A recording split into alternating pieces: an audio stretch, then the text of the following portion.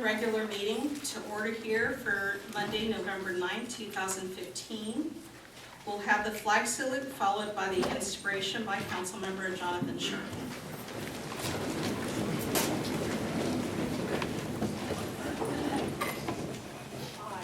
Allegiance to the flag of the United States of America and to the republic for which it stands, one nation, under God, indivisible, with liberty and justice for all. Today marks the birthday of Anne Sexton, the great American poet who lived not all that far away from me back in Massachusetts. And I actually had the opportunity to hear her read one time. And you can sit down, it's okay. If you'd rather stand, it's okay, whatever. And today, she would have been 87 years old. And I thought I would read this evening a poem of hers called The Fury of the Earth. The day of fire is coming. The thrush will fly ablaze like a little skyrocket. The beetle will sink like a giant bulldozer. And at the breaking of the morning, the houses will turn into oil, and will in their tides of fire be a becoming and an ending, a red fan. What then, man in your easy chair, of the anointment of the sick of the New Jerusalem? You will have to polish up the stars with Babel and find a new God, as the earth empties out into the gnarled hands of the old Redeemer. Thank you. Okay, thank you. May we have the roll call, please? Councilmember Figg. Here. Councilmember Hansley. Here, present and accounted for. Councilmember Sharp. Mayor Pro Tem Breeze. Here. Mayor Schnapp. Here, we have the agenda in front of us. Madam Mayor, I move to approve the agenda, but I would like to pull item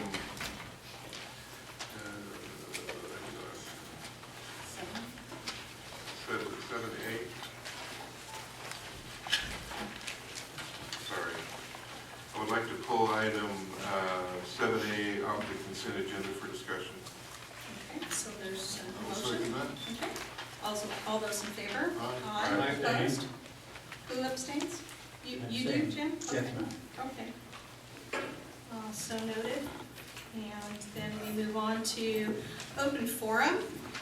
We're allotting 30 minutes here at the beginning of the meeting, and this is where the council will hear comments on matters not on the agenda. And I do have a couple of speaker cards here. Each speaker, you'll be called to the podium, state your name and address, and you'll have 3 minutes, and you'll notice the timer in front of you. Madam Mayor, my apologies. Maybe we should do the police officer presentation before we go on. So, item 6A, does anyone have any problems with that?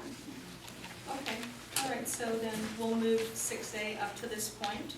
All right, so we're just making a switch here, and with 6A we have a presentation, introduction of new police officers, and so please join us, Interim Chief Bob Albertson.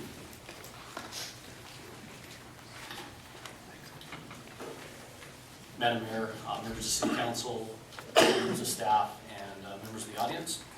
And it's one presentation broken up into 5 parts. And so I can pause between each one and take comments and questions from council, or I can go through all 5 and we can do that at the end, whichever you wish. You can go through all 5. Okay. So I'm going to give the oath of office to a new reserve officer. I'm going to introduce 2 relatively new employees. This is the first opportunity we've had to bring them and introduce them to you because of scheduling issues and whatnot. Going to talk about a detective who was nominated for an award, and going to present an officer who was promoted. So if I can have Reserve Officer Jeanette Lujan and Rocky Lopez Sr. come down, please.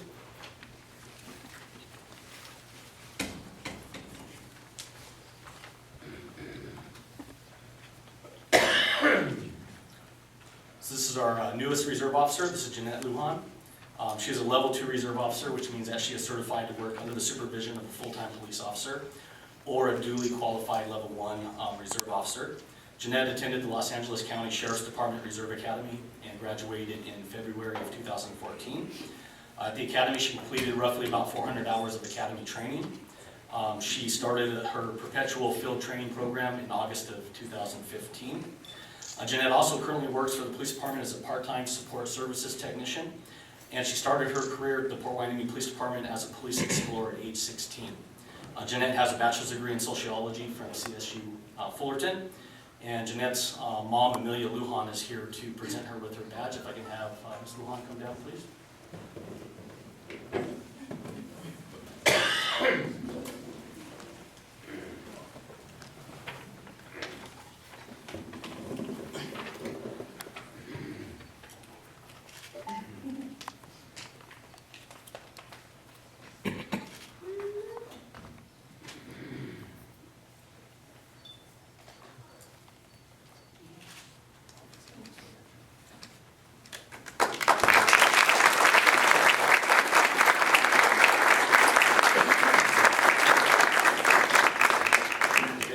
Me and raise your right hand, please.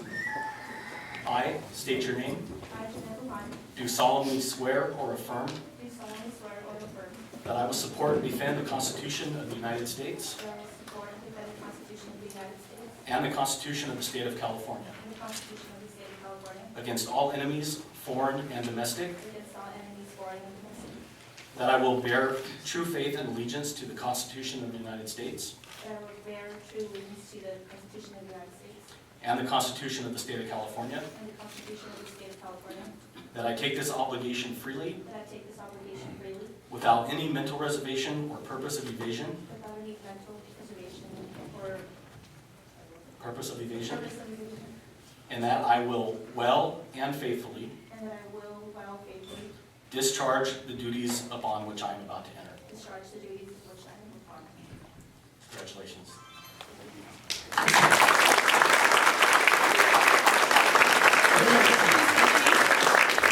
Your assistant Grace has something. May I? Jeanette, can you come back down? Officer Lujan, I have for you here a pocket copy of the Constitution of the United States. Since you just swore to protect and defend it, I thought I'd give you a copy and I can share it with you.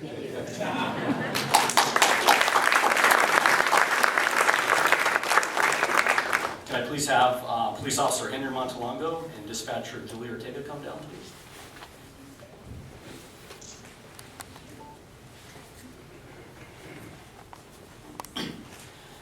This is Henry Montalongo. He's our newest police officer. Henry started as a police explorer with the Port Hueneme Police Department at age 16 and served until he was 21. He also worked for the city of Port Hueneme as a parking enforcement officer. In 2007, he was hired as a dispatcher. In 2010, he became a reserve police officer. He completed a 400-hour field training program.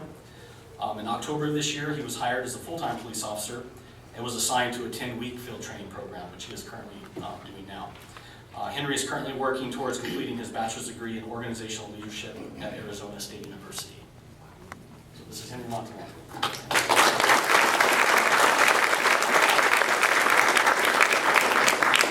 This is Dispatcher Julie Ortega. You ready for your speech? She was nervous earlier, so I told her she had to make a speech. I made her feel better. Julie was hired as a part-time dispatcher in August of 2015. In October, she was promoted to the full-time dispatcher position and assigned to field training, which she is in now. Within the next year, Julie will attend a 120-hour public safety dispatcher's basic course, which is known as the Dispatcher's Academy. Prior to working for Port Hueneme, Julie was an office manager for Safety First Driving School in Thousand Oaks. She's currently working towards completing her associate's degree in criminal justice at One Park College. This is Dispatcher Julie Ortega.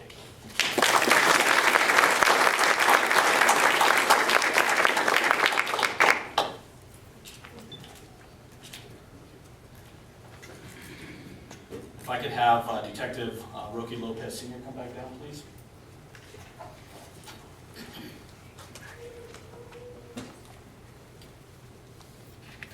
On October 10th of this year, Peace Officers Association of Ventura County held their 41st Annual Medal of Valor award ceremony in Camarillo. As part of that ceremony, the Ventura County Investigator of the Year is also chosen. I'm proud to inform you that this year, Detective Rocky Lopez Sr. was named Port Hueneme Police Department Investigator of the Year. and was also one of several detectives nominated as the Ventura County Investigator of the Year. Roque Sr. is an instrumental part of the Port Hueneme Police Department's Investigative Services Division. Detective Lopez Sr. has been the lead detective in solving several complex investigations. I'm going to talk about one of those investigations now. An illustration of his investigative skills was demonstrated as lead detective in a sexual assault case involving 3 different jurisdictions. Roque Sr. immediately assumed the investigative responsibilities for this high-profile case when a disclosure was made involving an 18-year-old victim who reported being the victim of sexual molestation dating back to when she was 5 years old. His investigative efforts guided the way for the Port Hueneme Police Department Investigative Division to investigate this case and find an additional 4 victims countywide. In August of 2014, the 18-year-old victim reported she had been sexually assaulted by her mother's ex-husband. The abuse started when she was 5 years old and continued to the age of 11. The first incident occurred in the city of Port Hueneme, but as the investigation unfolded, Detective Lopez Sr. found that other incidents took place in the cities of Santa Paula and Ventura. Numerous interviews were conducted, and through these detailed interviews, coupled with a lot of compassion, it was determined that a family friend and 3 of the victims' half-sisters were also sexually assaulted by the same suspect. These crimes had gone unreported for years. Key elements of Detective Lopez's investigation included gaining the trust of a reluctant witness in the case and convincing her to testify against her own father. Ultimately, through the investigative efforts of not only Detective Lopez, but the whole unit, the suspect was arrested and charged with 4 counts of continued aggravated sexual assault of a child under 10. The suspect was found guilty and received 3 sentences of 15 years to life, where all 3 sentences are to be served consecutively, which means they'll serve them one after the other. In addition, he was sentenced on 5 counts of lewd acts with a child under 14 and sentenced to 16 years in prison to be served consecutively with his 3 life sentences. It should be mentioned that the suspect is currently 65 years old and was arrested by Detective Lopez in September of 2014. The families of the victims were extremely appreciative of the efforts put forth in this case by Detective Lopez and the rest of the detective unit. Basically, the investigative commitment that goes into a case like this would be the equivalent of what you would see in a homicide investigation. I commend Detective Lopez Sr. for an award and a nomination well deserved.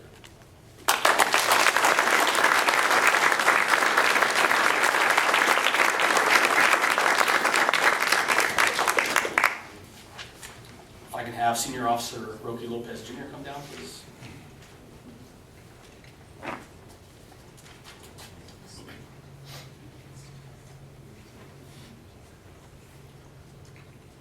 This is Senior Officer Roque Lopez Jr. On August 20th, he was promoted to Senior Officer and is currently assigned as a beat coordinator for Beat 1, which encompasses the area from Triton Street to Victoria Avenue on the west and east, and Hemlock Street to Channel Islands Boulevard on the north and south. Being the beat coordinator for that area is a full-time job. Prior to being promoted, Roque volunteered to assume the extra duties of handling Beat 1 after another senior officer retired. Throughout the years, Roque has maintained a high level of commitment to the safety and well-being of the citizens of this community. Roque is a 13-year veteran of the Port Hueneme Police Department. He graduated from Oxnard High School in 1998 and began his law enforcement career as a reserve officer for the Port Hueneme Police Department in 2003. He was hired full-time in 2004. One unusual fact about his family is that his father, Roque Lopez Sr., started as a reserve officer for the Port Hueneme Police Department in 2006 and restarted. He was a reserve going back years ago into the 80s. Restarted as a reserve officer in 2006 and was hired as a full-time officer in 2010. In addition, Roque's son, Andrew Higashi, is an explorer with the Port Hueneme Police Department. Roque is a certified drug recognition expert. He has also excelled in training in the areas of standard field sobriety testing, critical incident training, interview and interrogation techniques, clandestine lab investigations, parolee contacts, fraud and forgery, and patrol search warrants. He has served as a K-9 officer, a special problems unit detective, and a field training officer. Roque is consistently one of the department's top producers in self-initiated contacts and arrests. He is known by his peers as a true team player and has been a mentor to many young officers. He is often complimented by the Ventura County District Attorney's Office for his case preparation and courtroom testimony. Roque is a consummate police professional whose superb follow-up investigations and courtroom testimony has led to the successful prosecution of literally hundreds of criminals. His peers describe him as the guy who always gives 100%. Roki goes out of his way to assist the citizens of Port Hueneme and his coworkers. He is often described as an officer who always maintains a great attitude when dealing with the public and his peers. In addition to his duties as a police officer, Roki serves as the president of the Port Hueneme Police Officers Association. This is an extremely difficult office to hold, and the fact that the POA membership has elected him to this position speaks volumes of how well respected he is by his peers. In September, Roki was chosen to receive the Hueneme Bay First Responder Award. Officer Lopez Jr. is married to his wife Grace. He has 3 children and resides in the city of Camarillo.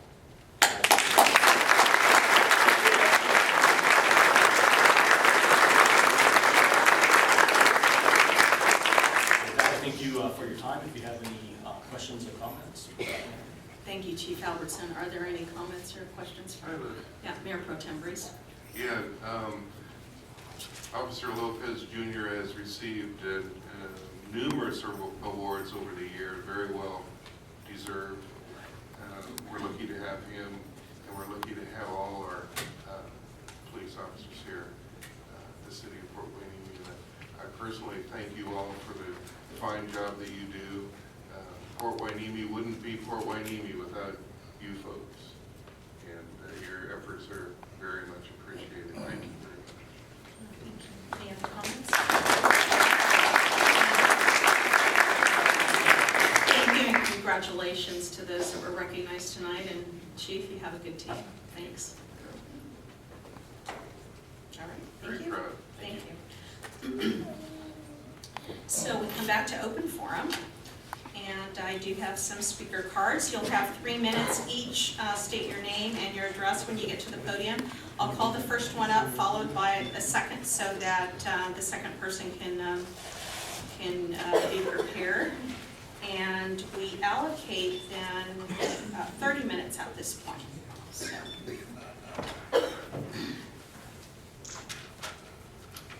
So being that I need the timekeeper, we'll wait maybe a minute or two.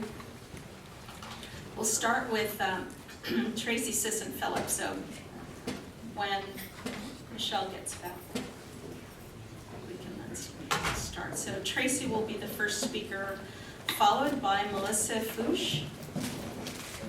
So come on up. Thanks. Good evening, Madam Mayor, City Council. Tracy Sisson Phillips of the Hueneme Chamber of Commerce. Just wanted to come in this evening and give a quick update on chamber activities. We are continuing our network education breakfast series this month on the 18th with the State of the Port. This is one of the 4 annual states that we do during the course of the year. And then we'll finish out 2015 with our Ho Ho Ho networking and White Elephant gift exchange at the Chamber on the 3rd Wednesday in December. Looking forward into 2016, we will have Captain Yankee from Naval Base Ventura County providing the State of the Navy address on February 17th.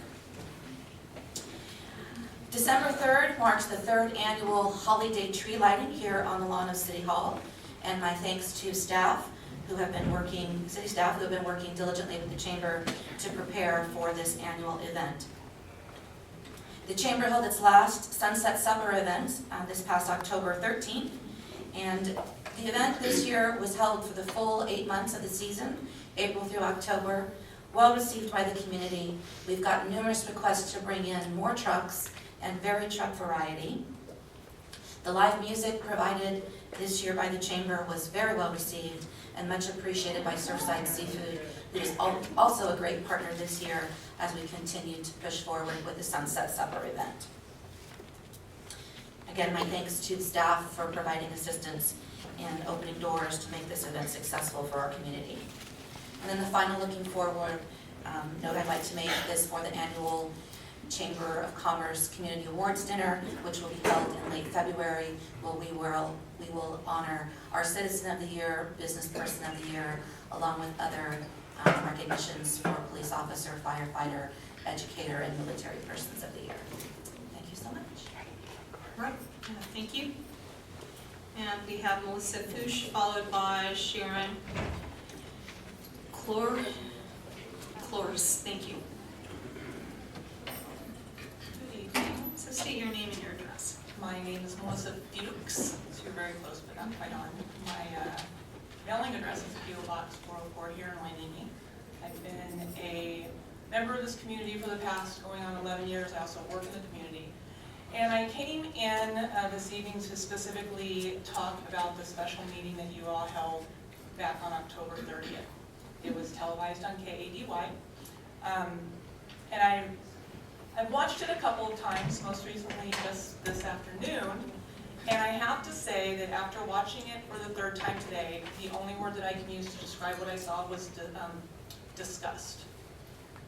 You are a council in ruins at this point. And from what I saw, it seemed very clear to me that there's a clear divide, 3 against 2. And unfortunately, the 2 that are kind of being pushed to the side happen to be our 2 newest members, and they have some of the freshest ideas to bring to this city. We are a bit of a laughingstock in some parts of this area. I know many, many people in the base, and I have some command master chiefs coming to me saying, what the hell is going on with your city council? What they saw was disgusting. And I'm sorry, but from what I saw, you know, you have some very serious allegations brought up. Violation of the Brown Act, things of that nature that were not even addressed in this special meeting. And your facilitator, who's supposed to be impartial, was a joke. I've never heard or seen somebody feed into people as much as this man did. Talk about putting words in somebody's mouth. He did a really good job at it. It's just really sad to see. You know, I think that Council Member Hansley and Figg, although I understand the need to stay to finish a session, I give them kudos for both removing themselves from a toxic situation, because they seem to be being a bit ganged up on. I think that our 3 veteran members that have been here for quite a while may feel a little bit threatened, and that's sad. I'd like to remind you guys that, you know, when the time comes to be voting in new members, nobody up here is safe. You might want to embrace who you have to work with. You all should be working to make this community better and safer and more community friendly.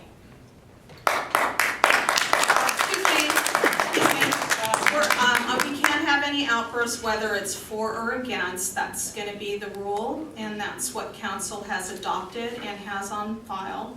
And if anyone has anything to say, you're more than welcome to fill out a speaker card. Thank you. Am I going to get an additional 20 seconds? Go ahead, 20 seconds. And I would also like to kind of point out that, you know, although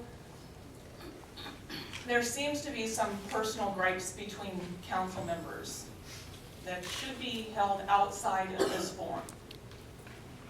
And from what I saw, you know, when you have one particular person feeling as picked on and almost maybe as threatened that they felt the need to leave, and you have another council member, Councilmember Sharkey to be exact, that sits there and laughs as somebody's walking out and throwing some serious allegations, that's stomach turning as well.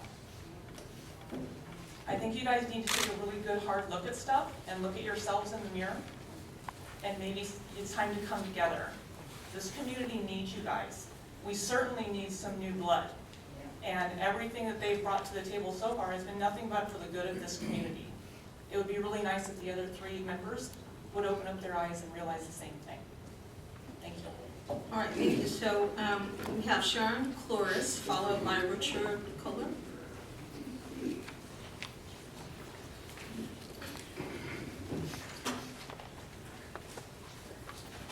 Good evening, Mayor Schnapps and Pro Tem Mayor Douglas Breeze and fellow council members. My name is Sharon Claris, and I not only work in this beautiful, friendly city by the sea, I also reside here. I've been a resident here for over 30 years, and like I said, I not only work here, but I do reside here, and I have the opportunity to tell you about a great event that's happening, and it's actually going to kick off after your tree lighting ceremony on December the 5th. Ocean View Pavilion Performing Arts Theater is proud and honored to present a free community event, and in hopes that all of you will be our special guests. And we are bringing in the Air National Guard Band of the West Coast on December the 5th at 7 o'clock. And wanted you all to know about it. I've got tickets here. Figg was kind enough to provide free parking on Lot E for anybody that is interested in going. So it's going to have actually a 30-piece concert band. It's also going to have their jazz ensemble band. It's going to be a great way to kick off the holidays. We've got the tree lighting on December 3rd. This is coming in on December 5th. And tell your family and friends. I just want to give you a heads up what's going on at Ocean View Pavilion. Yes? The date of the event, please? Is December the 5th. It's a Saturday night at 7 o'clock, and I do have tickets for each and every one of you. We are allowing 4 tickets for every household, and you're more than happy to come to our box office and get them up anytime that you'd like. Thank you. Okay, thank you for your time. And I'm going to go ahead and distribute you. So we have Richard Kohler, followed by Charlie Barton. Good evening, Richard Calder, 430 Shoreview Drive, Port Hueneme, California. Hi, I just moved down here to Surfside. Just retired from the Los Angeles City Fire Department, and I just want to talk about our lifeguards and what I witnessed a few Sundays ago. I was out on the pier and our beautiful beach, and I could tell that the summer was over because the kids were back in school, the lifeguard towers were gone, but it was still a summer day. It was hot and humid, so we had a lot of people at the beach, hundreds of people at the beach. And I could tell it was a very rough day, and I'm out on the pier, and I witnessed 6 people get sucked out in the ocean in a rip current. And they did the exact wrong thing. They all tried to swim in. They got tired and spent. So here they starburst. There's 6 people in the ocean screaming for help, and nobody could help them. And amongst them I saw what I thought was a lump of seaweed, but it was an 11-year-old girl face down who was drowning. So we really need to have our lifeguards out there if we could during conditions like this when we have hundreds of people at the beach and a lot of children and a lot of people in the water. I knew it was a design for disaster in the morning, and I could see how big the surf was. So anyway, the incident unfolded, and I was about ready to jump in the water when the father jumped in and got his daughter. But this is about 50. The 911 was called right away, which is the right thing, of course. But by the time anybody got on scene that could make a difference, which was the harbor patrol in a boat, it was about 15 to 20 minutes into this incident. At that time, as you know, 8 to 10 minutes after you stop breathing and get oxygen to your brain, biological death starts setting in, and you can have irreversible brain damage.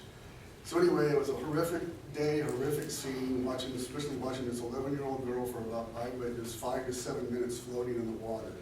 And the poor father, you imagine what was going through his head, going in after his daughter. So if we could, it would really be good in the near future with El Nino. We don't know, at Christmas time we could have a 90-degree beach day and hundreds of people once again at the beach. And we always have rip currents out here, so there are people who are going to get caught in rip tides once again. And in my career in the fire department, I spent a lot of years in the Palisades in Venice with the lifeguards. And these guys save lives all the time. They run down the beach with their lifeguard buoy and their fins, and then we lose track of them. They go out in the water, and 20 minutes later, or 15 minutes later, they come in with people, and we just take it for granted. But they're saving people from drowning, so we really need them out there. Because witnessing what I witnessed was horrific. But everybody got there in a timely fashion, but in a scenario like that, we need our lifeguards. Thank you. Thank you. Yes, pardon? Yeah, so Port Hueneme is one city that has lifeguards from Memorial Day through Labor Day, every day. And we did talk about this at the last meeting that we had, not the Saturday one, but the one before, considering some options, so thank you. Yes, yes, and they're out there now. Yeah. Okay, so we have Charlie Barton, followed by David Deutsch. So come up and state your name and address, and you have 3 minutes. Charlie Barton, 226 Willowbrook. And I don't do this very often in construction, but it was disturbing, like the other lady said before, about the council meeting and stuff. We were here a couple meetings ago when there was voting on the budget and stuff, which I thought was not too good, only because halfway through it, there was a lot of items on that board up there that was just kind of porked in there. That wasn't part of the budget voting, if you guys remember. I remember kind of sitting there going, oh, Was that one of the things? So there was a lot of things up there that wasn't even part of the budget that was supposed to be even voted on. So that was kind of a downer for me on that one. But truly, you have to believe on some new blood in here. I've seen a lot of you people around for a long time. I've been around here a long time. Lived here for 11 years, but I've been in the whole area 73 years. So, yeah, it's time to pay attention and let's get stuff done right. And I got one other question. You probably hear about it on the news once in a while. Are we a sanctuary city? Can anybody answer that? You don't know? No. Huh? No, we're Couldn't not. hear you. Sanctuary city? No. You're not? Mm-mm. Okay. That was a question I wanted to know. Thank you. Thank you. So then we have David Deutsch followed by Steve Kinney.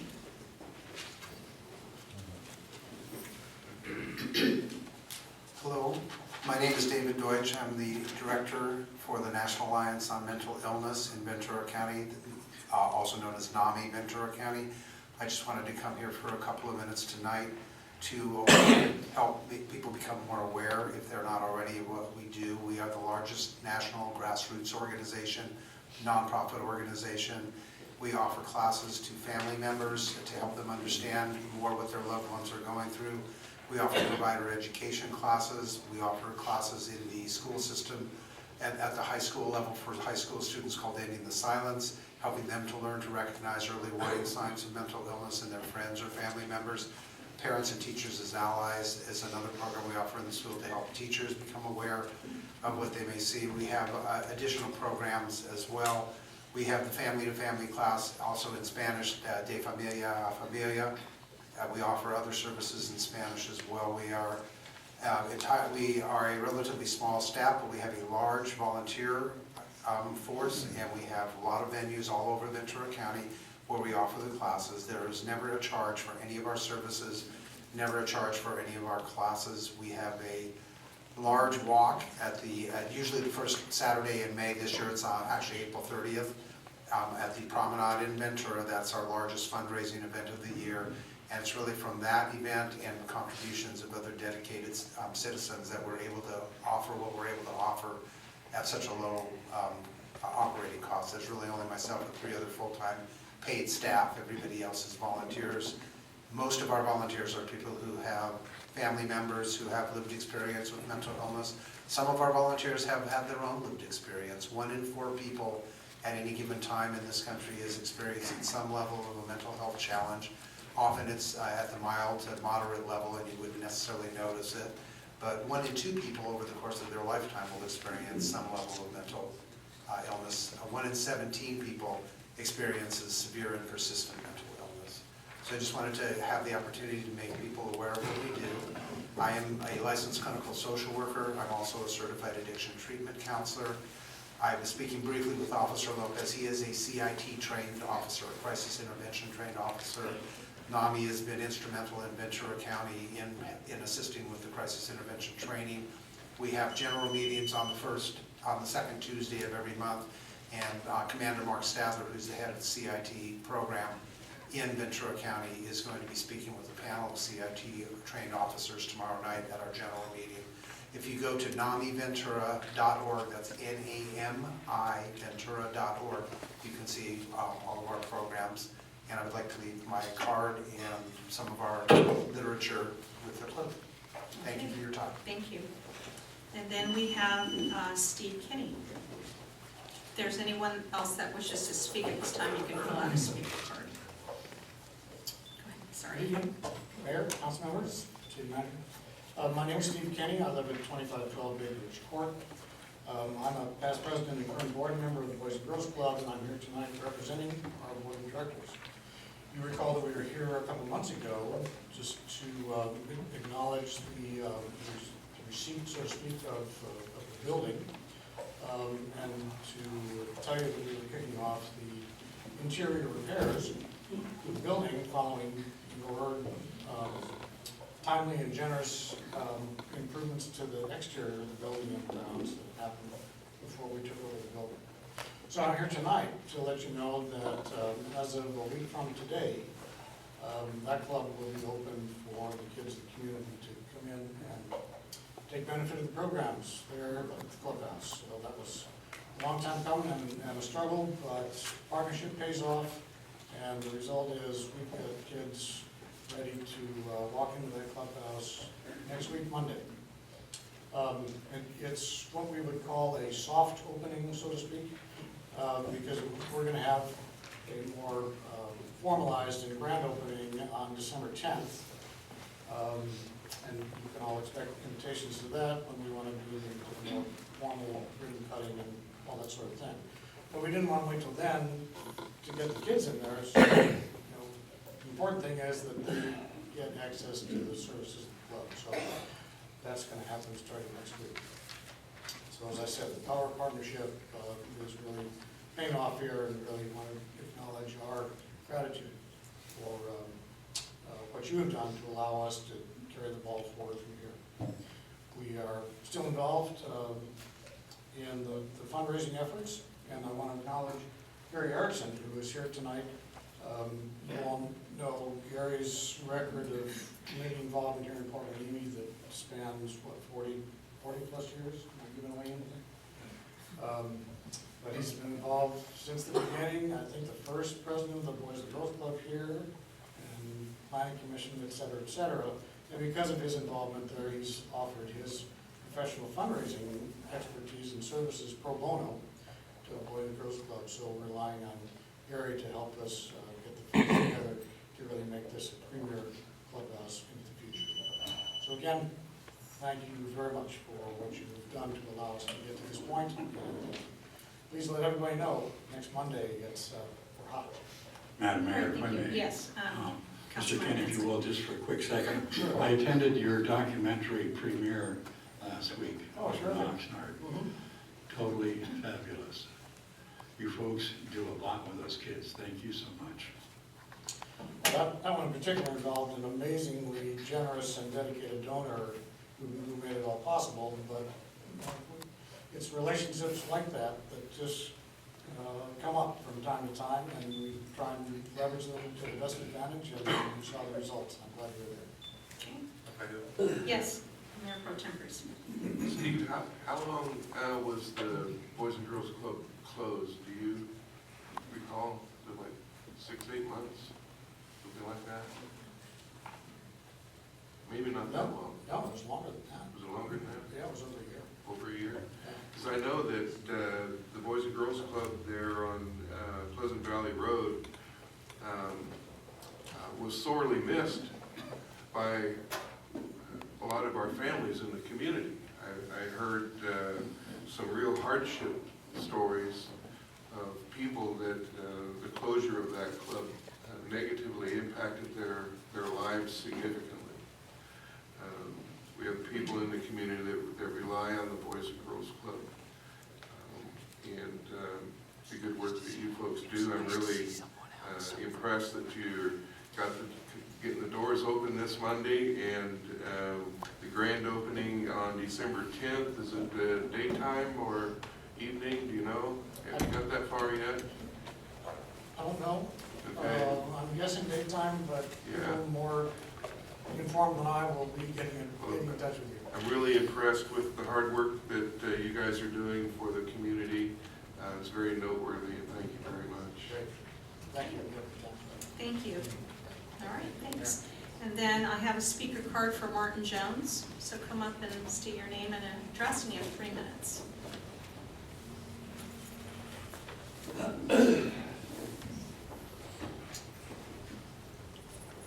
Good evening. I have lived in the city of Oxnard since 1970. I've known some members of this council for quite a few years. I have known John Sharkey for over 20 years, before he was elected. I have never heard anyone say a bad word about John Sharkey, and I'm not about to begin to. This city has flourished in a corrupt-free kind of city. While living in Oxnard, I watched things that happened in the city of Port Hueneme, and I thought, you know, they got a great little city there. Under John Sharkey's period of time in office, this city has flourished.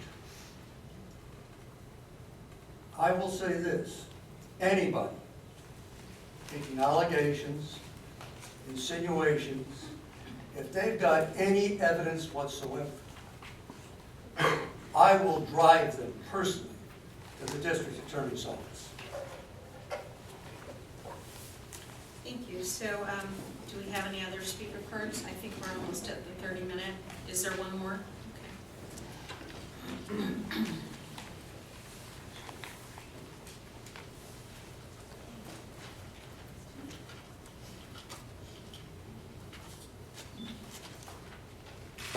So state your name and address, and you have 3 minutes. My name is Julie Rodriguez, and I live on 5th Street in Port Hueneme.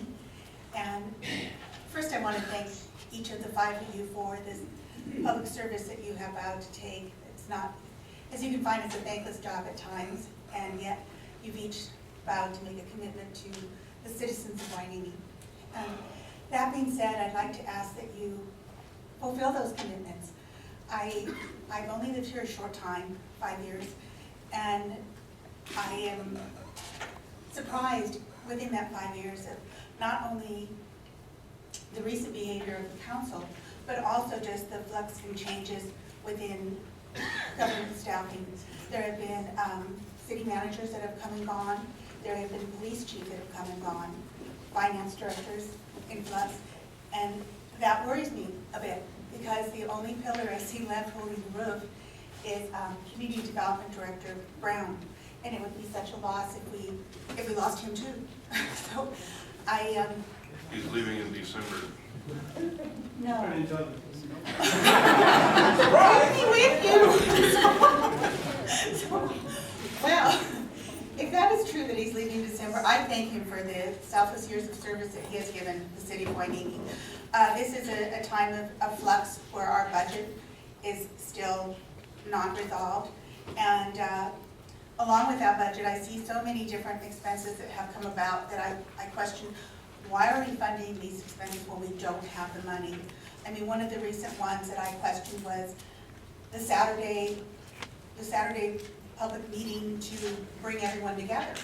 We pay for a mitigator, and I thought, why are we paying someone when we have 5 adults who should be able to follow Robert's Rules of Order, who do not have to agree on every single item? The fact that there are differences of opinion is refreshing, because it brings us to newer ideas and other solutions to our existing problems. So to spend money we don't have is also a concern. So I ask that you find ways to work together, and that we not have all our laundry aired out publicly. I work in Santa Barbara, and I'm surprised when people ask me, what is going on in Port Hueneme? And I think they're talking about the budget, and only find they're talking about you. So I ask, please put us in a favorable light before the media, before the community. But again, I thank you for having taken this oath of service. Okay, thank you. Any other speaker cards? Okay, so we move on to, we are at the consent agenda, 7A that was pulled. Mayor Pro Tem Breeze. I want to approve the consent agenda less item A, and we'll... Okay, all those in favor?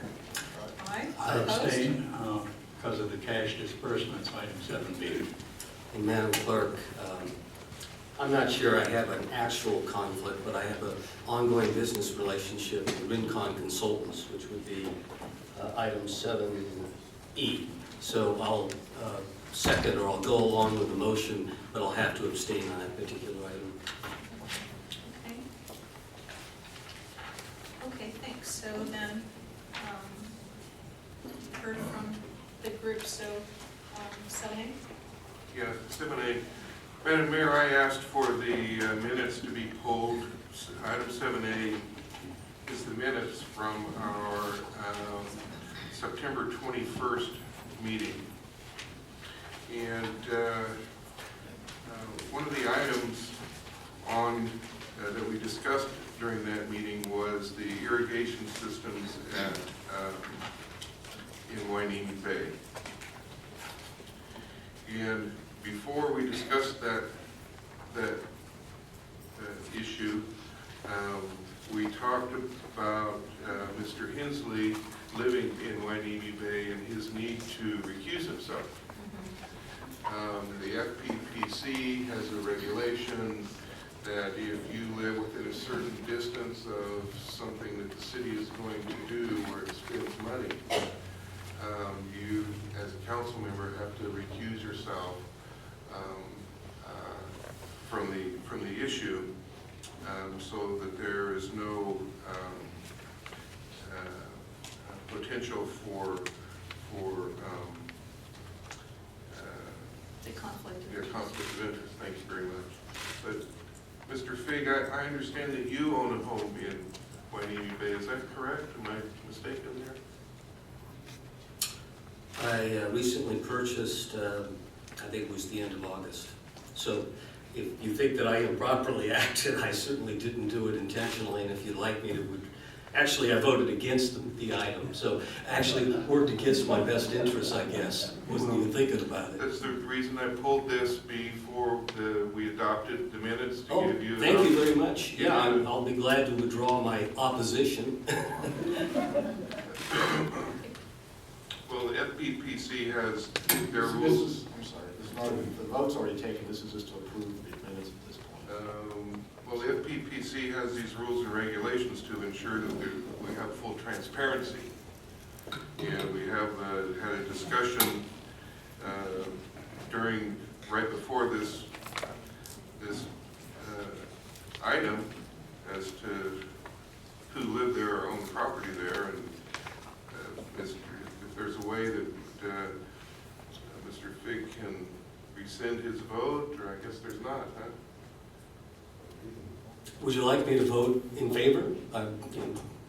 The way you voted doesn't matter. No, but I'm saying is that that's the irony. The point of the matter is that... I'm sorry, so I defer to the city attorney. Is there a way that I can clarify? Because I was simply unclear. Excuse me, let's have Mayor Pro Tem Breeze finish, and then we'll let you, Councilmember Figg. FPPC has rules for transparency that are significant, and if there's a way we can, Councilmember Figg can rescind his vote. If not, then he would be in violation of FPPC regulations. Sorry about that. Am I being asked a question then? Yes. There's no way this evening that that vote can be changed, they're just approving the minutes. Okay, well, there's some... If I might, Madam Mayor? Yes, Councilmember. Please file for the complaint if you like. I'll be glad to defend my opposition vote to something that could have helped me, I guess, if that's what you're saying.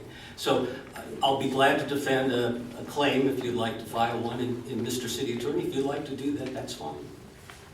Well, I just think it's important that we have full transparency here and that the public know what's going on, and I think Thank you, I appreciate that. We made it transparent, and the way you voted doesn't matter. The fact that the regulations refer to participating in the issue. I appreciate you bringing it to my attention.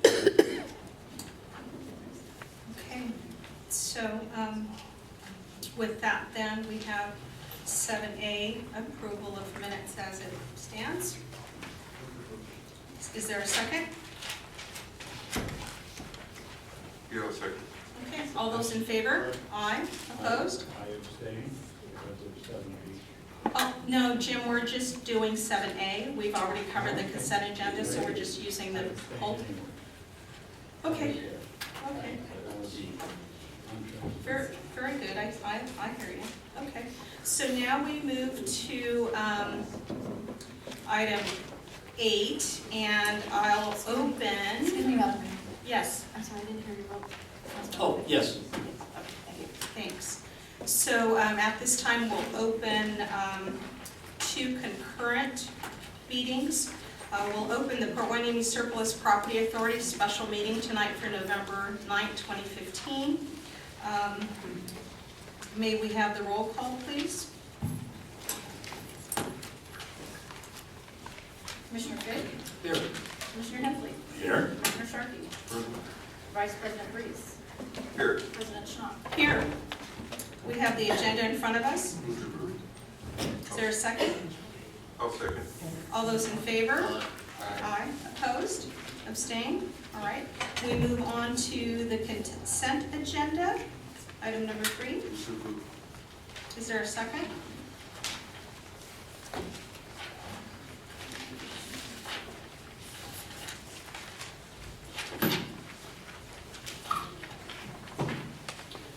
So, okay. So we have to move on this and then come back. Okay. So there was a second on this one? I didn't hear a second. All seconded. All those in favor? Aye. Aye. Opposed? Abstain. Abstain on consent agenda? Okay. So then let's open housing. Port Hueneme Housing Authority, the adjourned regular meeting for November 9th, 2015. We have, may we have the roll call, please? Member Figg? Here. Member Hansley? Here. Member Sharkey? Yeah, present. Member Straley? Here. Vice Chair Breeze? Here. Chair Schnapp? Here. We have the agenda in front of us. Is there a second? I second it.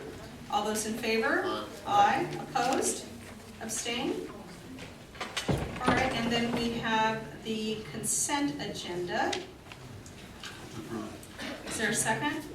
I'll second it. Okay. All those in favor say aye. Aye. Opposed? Any abstentions?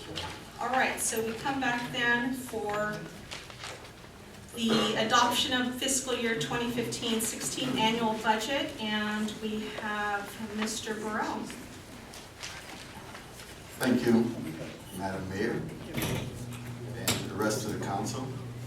I have a very short presentation because we have had several budget workshops, so we don't want to go back over all of the budget workshops we've had in the past.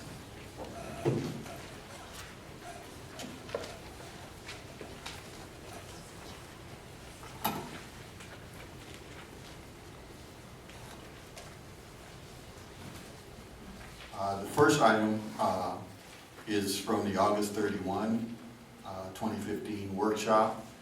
And near the middle of this page, you can see there's an estimated budget deficit of $2.1 million. That's what we thought the deficit would be at that point in time. I'd like you to pay attention to a little further down. There were some items that addressed the deficit, and the 3 main items were potential concessions, further restructuring, and operational efficiency / contract services. Going to the workshop of September 21, 2015, the deficit was reduced to $1.8 million, and that was due to information we received from the state that we would get an additional $200,000 in sales tax.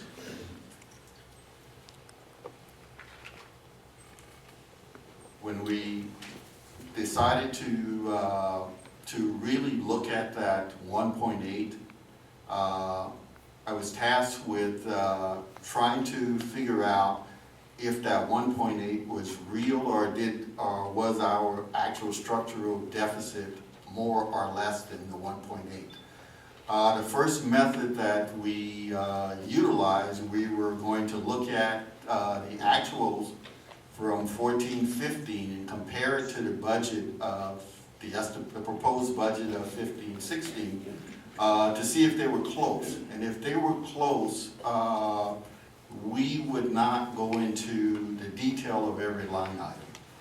But unfortunately, when we did that, the two were very far apart. I mean, it was like a 50% difference between the actuals of 14-15 and the proposed budget of 15-16.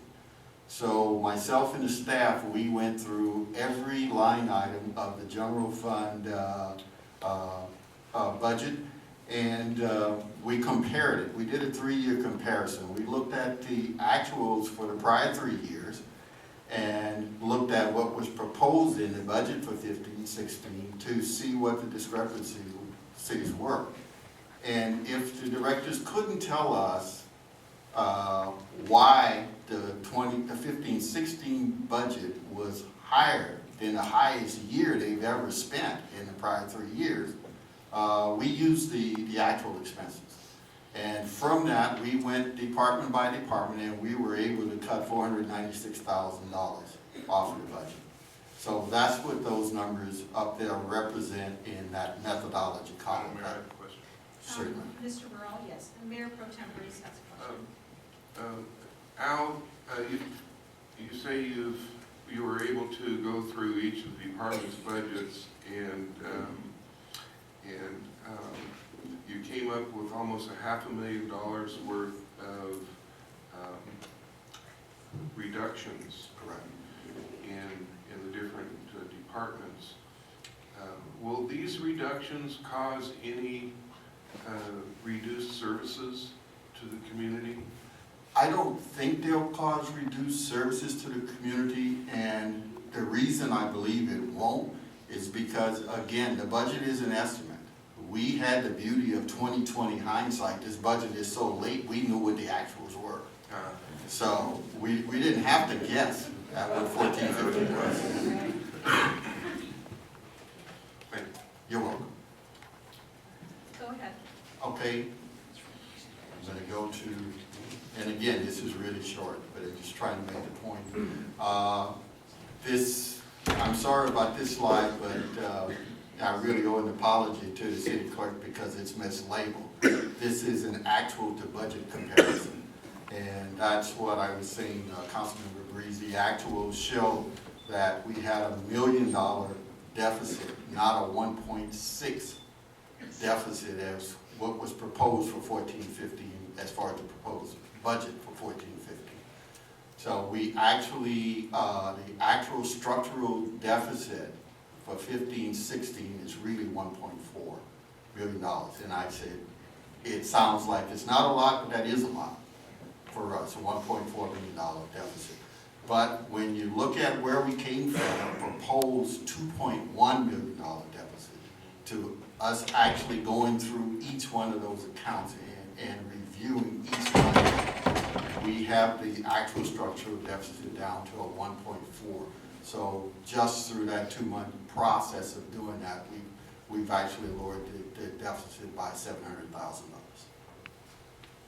And I purposely went short because I want to leave it open for questions. If there are any questions, we're happy to answer those questions. Okay, so, yes, Mayor Pro Tem, sorry, Mayor Pro Tem Breeze. There's a number of financial issues floating around. One of them being the HUD requirement. Could you talk a little bit about that? And is the HUD, are the HUD numbers included in this deficit? I can answer the second one for you. The HUD numbers are not included. This is just our So we have a potential of having a higher deficit. Yeah, one-time spending. We have that potential. Are there any other potential financial obligations that are not included in this 1.3? I think those you guys discuss in closed session. Okay, are there any other questions? Yes, Councilmember Sharkey. Thank you, Madam Mayor. Yes, Mr. Burrell, we had, there were a number of one-time charges we faced last year. As we go forward, we just talked about, a potential liability there would be a one-time charge. What do we see on the horizon for one-time charges? Do we know what PERS is going to do? How about that? We don't know with PERS. We know we will probably have an increase in PERS, but we don't know at this point in time what that number actually will be. And, just as every other city in the state, nobody has a clue what PERS is going to do. Not at this time. Yeah, thanks. Okay. Any other? Yes, Councilmember Breeze. Al, I apologize apologize for hitting you cold with this question. That's okay. I should have brought it up earlier. But, I understand new accounting requirements require that we account for our retirement obligations. Pardon me?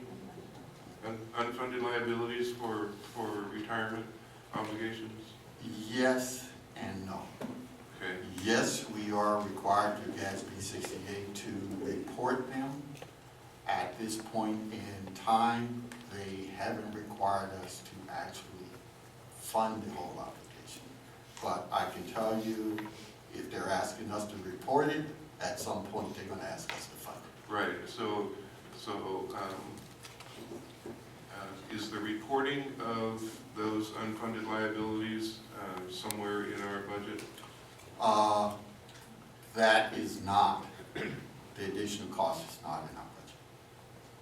The reporting of it? The reporting of it, we've already paid for the reporting of it. I will say, Councilmember Breeze, that in the budget message, there are references to the pension obligation bonds and some of the audit reports that we've had done recently through Bartel and Associates and is it Figg Dempsey? Right. So that information is in the budget. Okay, again, I apologize for hitting you. That's okay. Okay, thank you. Okay, are there any other questions for Mr. Burrell?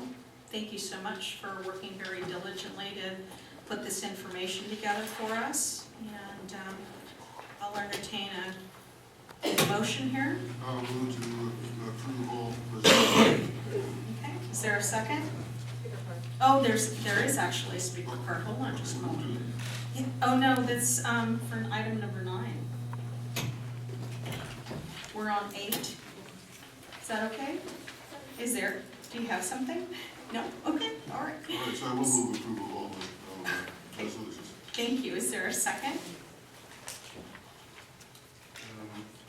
I would like this, I'd like to state this with a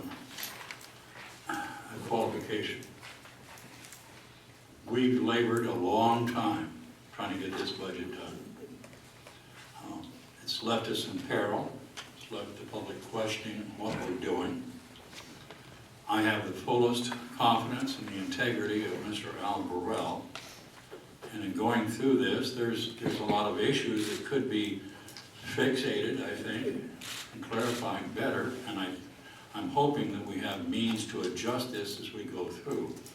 But in the sake of expediency, coming to a closure, and an appreciation for Mr. Burrell's skills and expertise, I second that motion. Okay, so we have a motion seconded. Any further discussion? All those in Yes, favor? I do. Yes, go ahead, Councilmember. Kudos.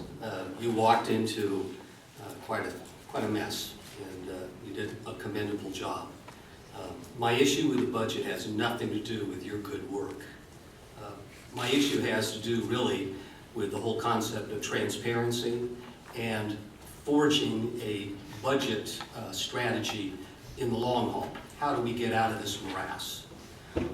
I've made suggestions, I've offered constructive solutions, I've pointed out shortcomings in the budget structure itself, and by and large, those haven't been fixed.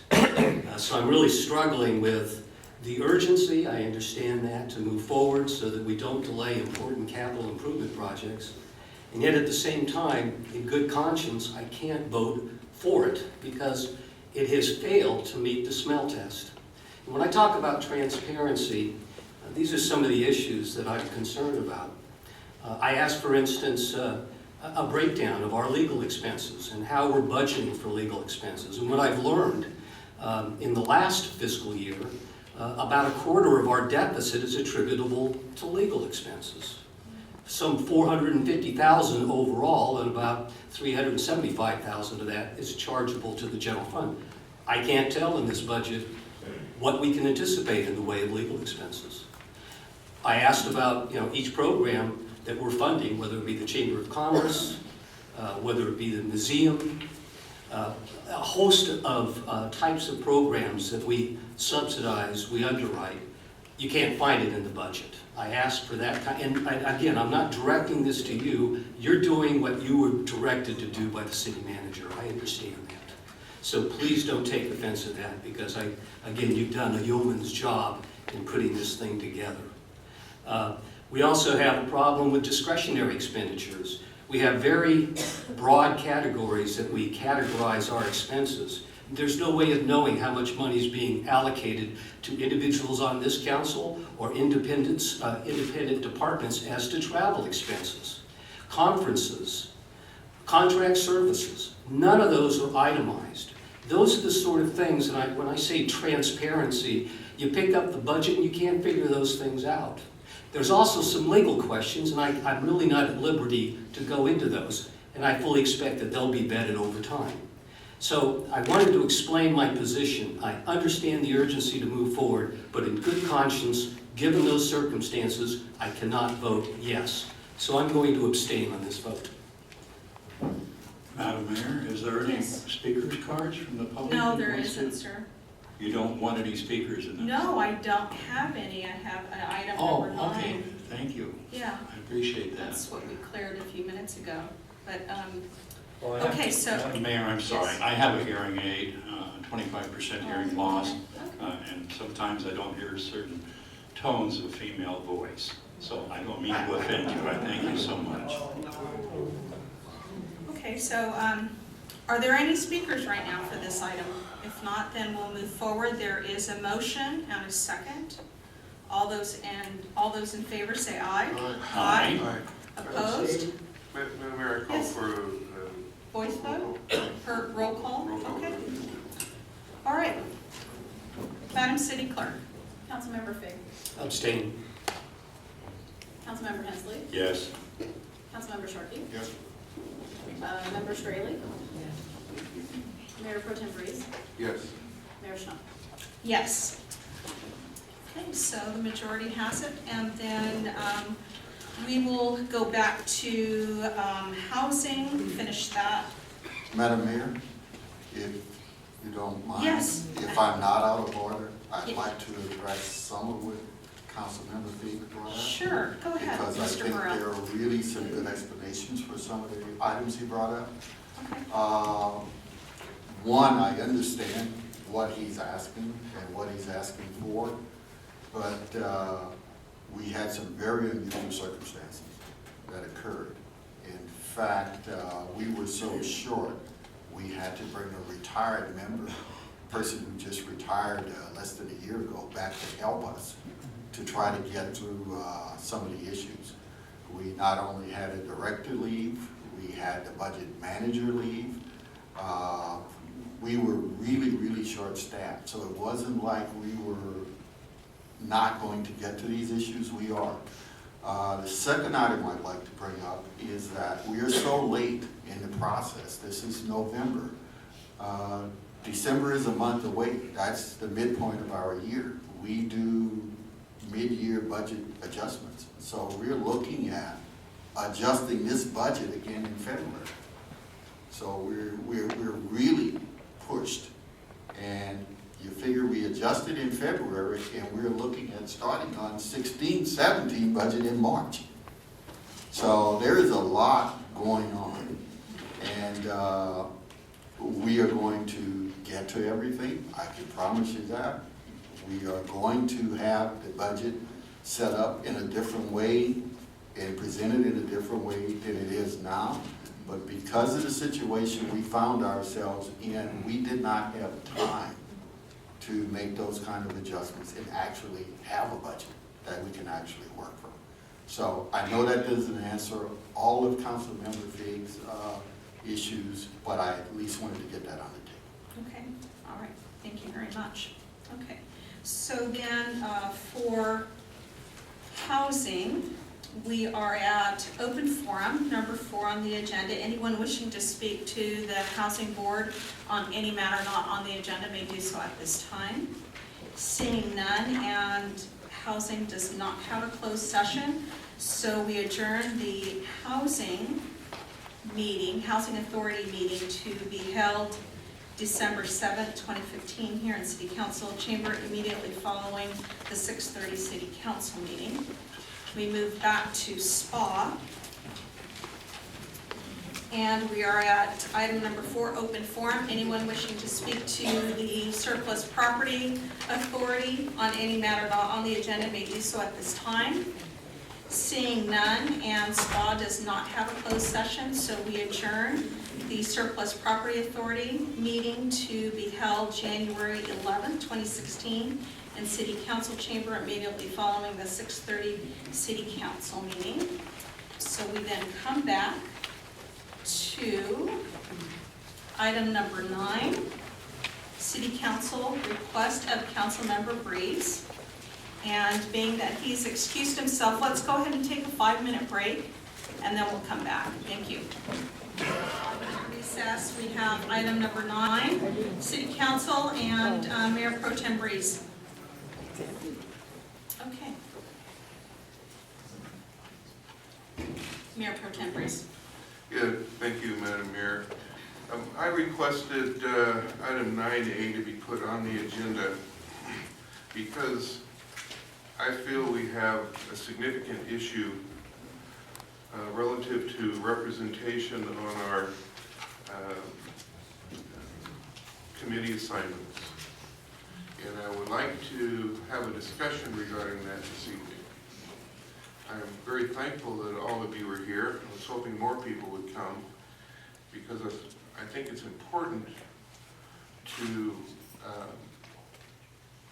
identify some of the issues that the city of Port Hueneme is facing right now and some of the potential liabilities that we're looking at. And I think that representation on our commissions is vitally important. We had one speaker this evening who brought up that very subject. Actually, 2 speakers brought up the subject of how the city of Port Hueneme is looking in the public's eye, and how representatives of this council out representing the city, it's important that we understand what their behavior is and what the liabilities are relative to that. So, Madam Mayor, if you have any speaker cards, I'd be interested to hear any comments on this subject before I get started. Right, okay. There are 2 speaker cards, so each speaker gets 3 minutes. Come to the podium, state your name and address. We'll start with Stephen Gemma.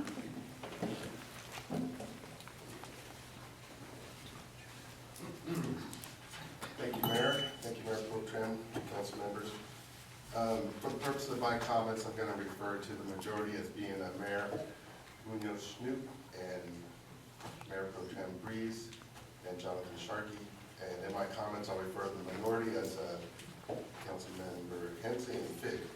The majority, Hueneme elected leaders organized what was stated to be a team-building exercise this past Saturday, I believe.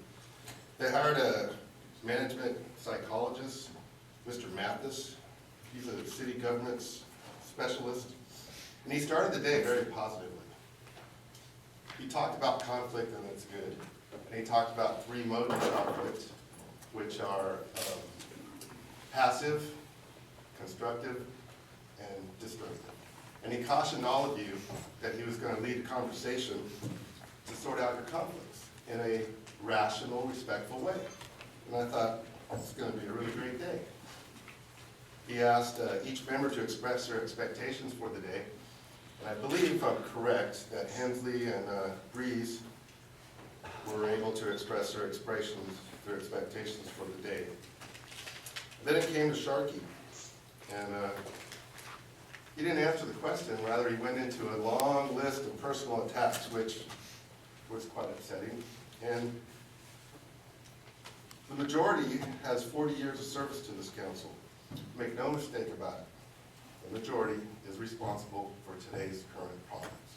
You can't blame these 2 gentlemen.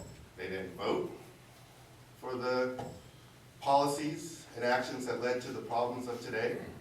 They merely got elected a year ago. In the most recent election, Councilman Figg was the number 1 vote getter, Hansley was number 2, Sharkey was number 3. So the majority may not like these results, but you gotta live with them. This is a democracy, it's not a political borough where we demand everybody agree on everything. So I don't think you can blame the problems of today on the minority, and it appears to me, Mr. Breeze, that you're trying to punish these 2 gentlemen because they don't agree with you. And I think that's appalling. This is America, and this is a democracy. So once again, I just want to reiterate that, make no mistake about it, today's problems were pretty much the result of the majority, not the minority. And the majority appears to want to punish the minority for having opposite views. And I think that's disgraceful. In 364 days, there'll be an election, and the voters will decide who gets to represent the city of Hueneme. And I would just ask you to express your policies, express your record, and stand on it. And there's nothing wrong with a 3-2 council. Thank you. Thank you.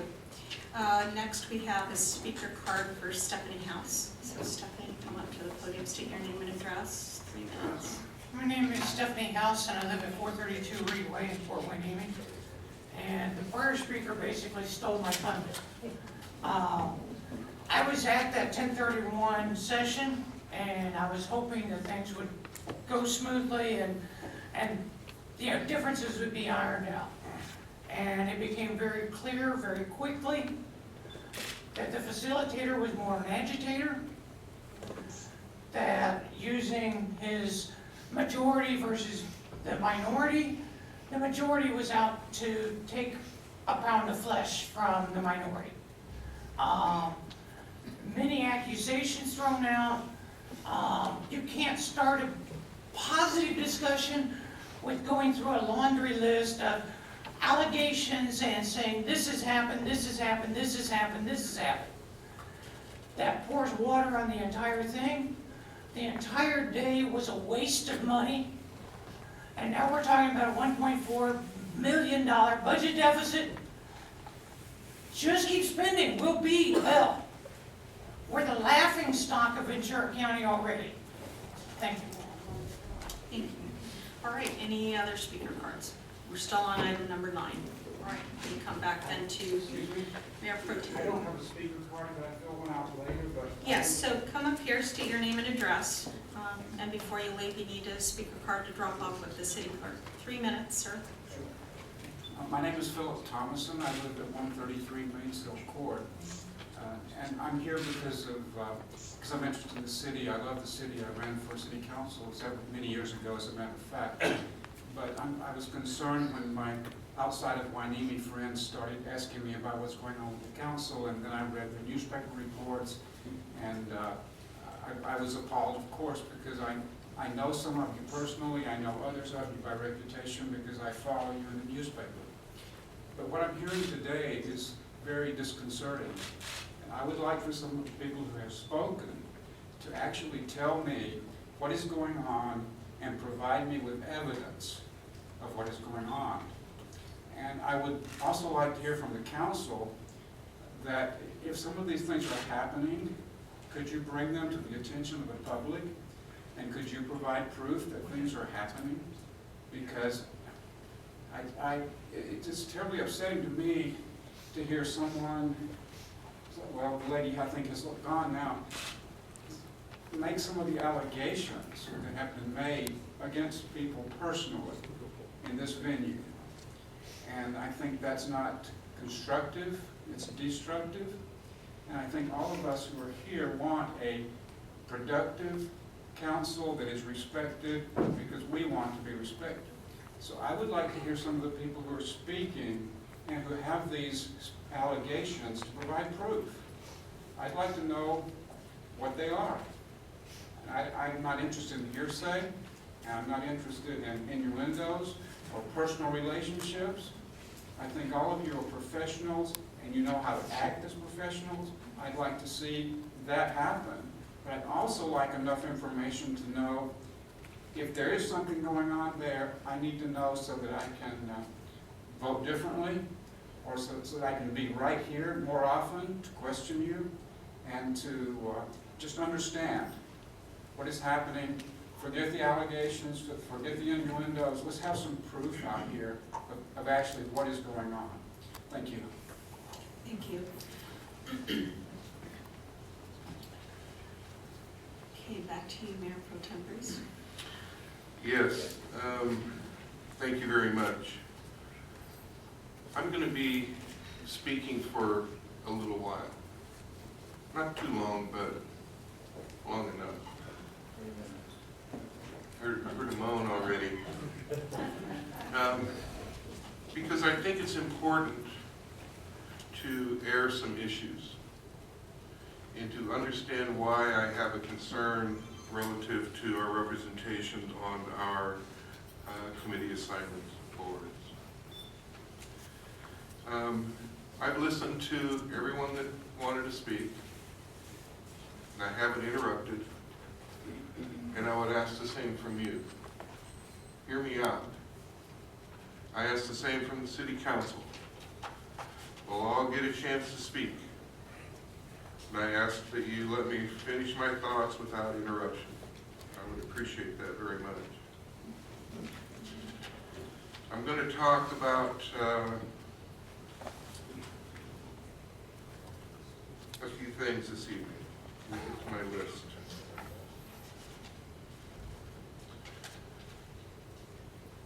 I'm going to talk about conduct by some council members, and I'm going to give you some examples.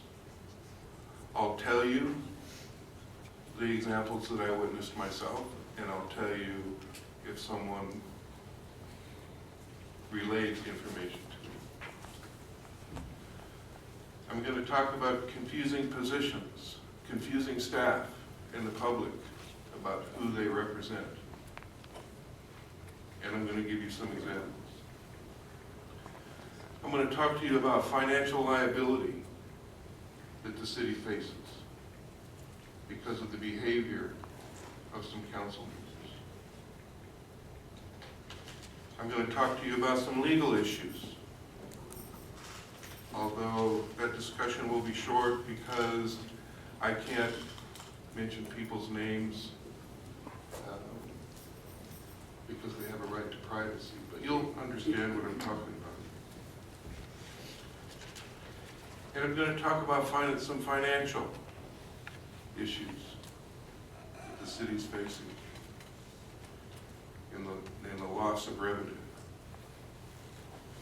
Now, we've had some speakers. I really appreciate this last speaker who said, if you have evidence, show me. Because there have been allegations flying around all over the place. A lot of allegations, and some of them are very, very serious. Which also lends to liability. If someone's making allegations against somebody, accusing them of significantly violating the law, no proof, no witnesses, no details. The city's responsible. You're responsible.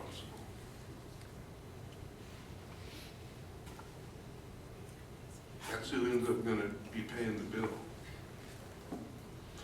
Now, we've had some other speakers talk about, you guys have had heartburn about these guys being elected since the election. I've heard that. I heard that at our meeting on Saturday meeting on the 31st, and I heard it twice here this evening. Let me tell you that nothing could be further from the truth. Nothing. That's wrong. It's wrong-headed, and I don't know. I don't know why. Well, I do know why someone would say that.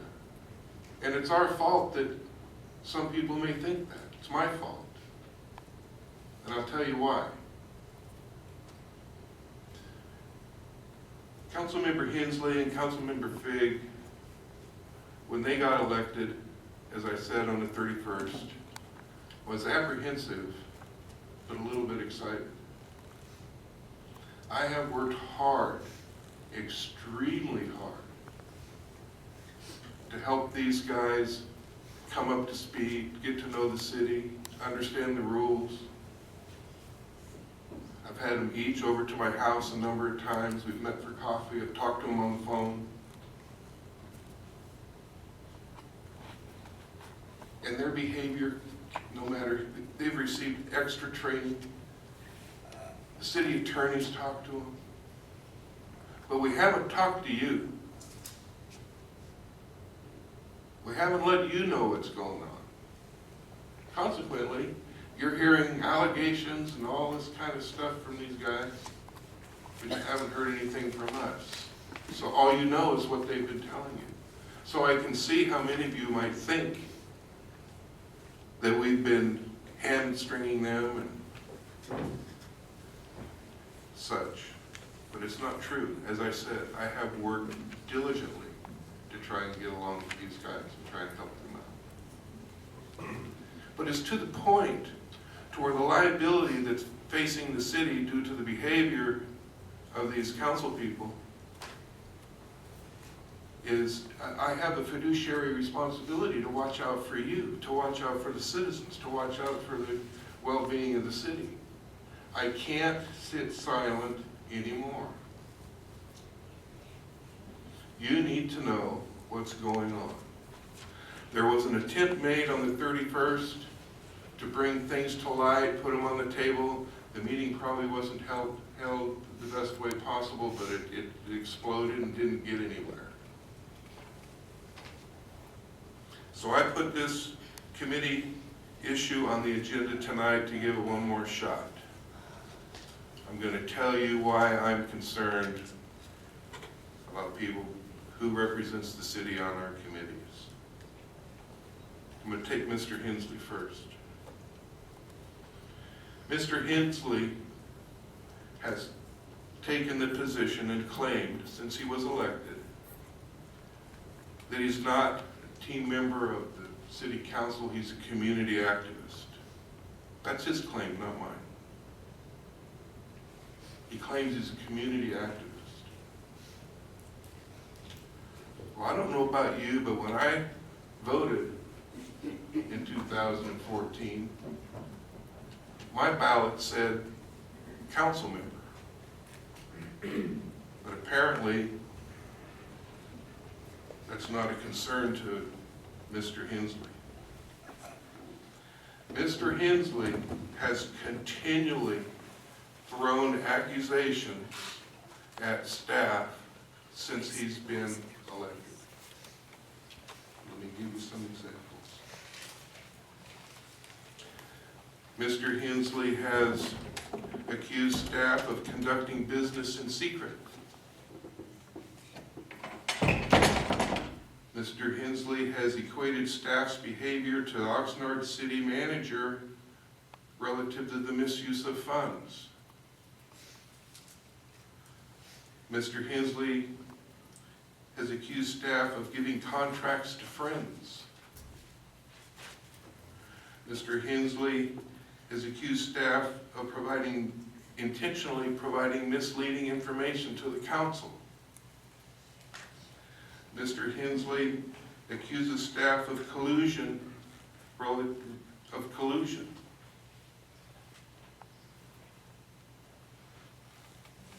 Mr. Hansley always has thrown a bomb, whether it's an innuendo or a direct accusation, and he has demoralized staff to the level that I have never seen in any organization in my 50 years of work. We have staff members that are embarrassed to ride in a city vehicle down the street because they think the citizens are looking at them, pointing at them. The productivity of staff is in the bucket due to accusations like that. Now, early on, I brought Mr. Hansley over to my house. I said, Jim, you can't do that. You can't accuse staff of stuff like that. If you have an issue, take it to the city manager and she'll work it out. That time when I did that, Mr. Hansley apologized to staff for doing that. I thought, good, we're making progress. But it hasn't stopped. It has continued and continued and continued.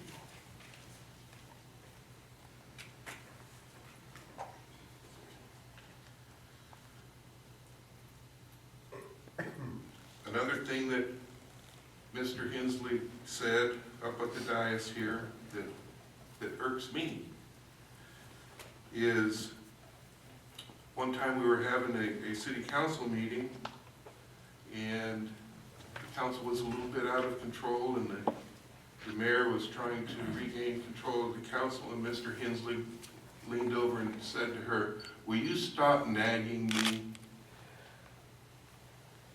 During a council meeting.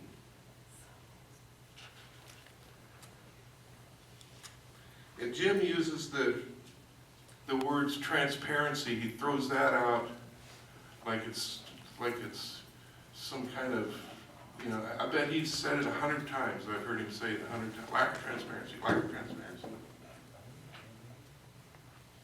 It's like a cue word to incite the uninformed. The city has lack of transparency. Now, along with trying to help these two council members get up to speed and learn the city and how to conduct business,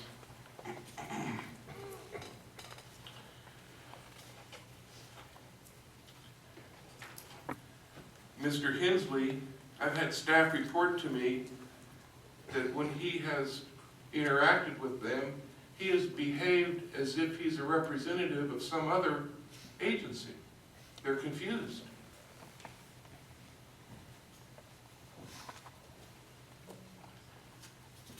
Recently, Mr. Hansley went to the League of California Cities meeting and introduced himself as Jim Hansley of the Port of Hueneme, come to the Banana Festival.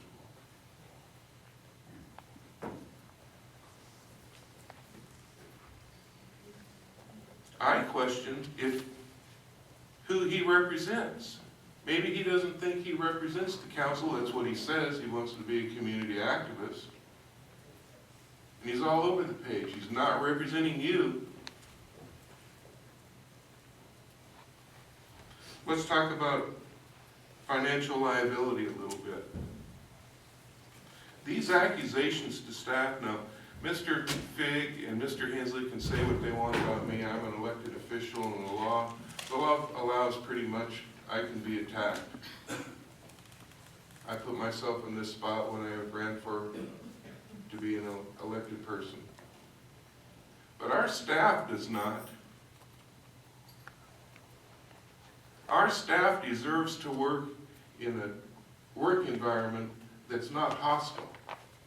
And that's the word I'm hearing, hostile work environment attributable to the behavior of these two people. Accusations, bullying, and like I say, we've remained pretty much silent on the issue, trying to work with them. So you haven't heard this side of the issue. All you've heard is that side of the issue, and from your perspective, it looks like now we're picking on them. We haven't liked them since they got elected. Not true. I have supported and endorsed many of the items, many of the ideas that these guys have come up with. Their ideas are not rejected, at least by me. I'm only one vote. Mr. Figg is a brilliant guy. He's smart. He's a hard worker. The ideas he came up with, the budget, 95% of them I appreciated and supported. He comes up with ideas all the time that are good. He's got a lot of experience. But his behavior is unacceptable. Staff feels like they're being bullied. He makes threats.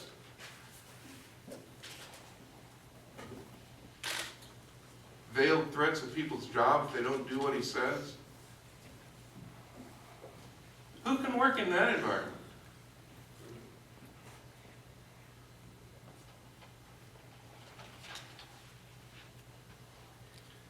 Now, there's been mention of a lot of people leaving the city. Yes, there is. Some of them were going to leave anyway. Some of them said, well, who wants to work in this environment? I'm not sticking around here.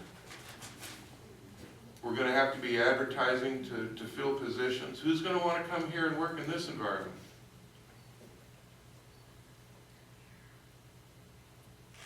Recruiting's not cheap. We're probably going to have to pay higher salary than normal to the city manager to come here and try and help us work through this if we can. There's more expense. My real concern, though, is the liability that the city's facing on all these accusations that's being thrown out.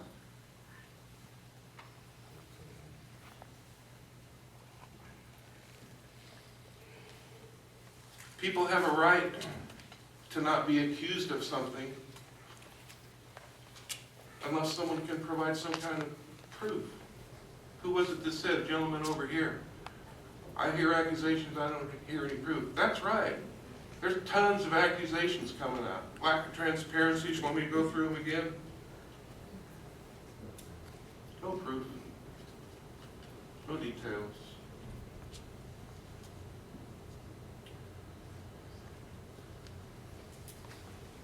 Now the city's facing some potential lawsuits, and there may be more coming because of the behavior of some of these guys that I can't talk about out here. But let me tell you this.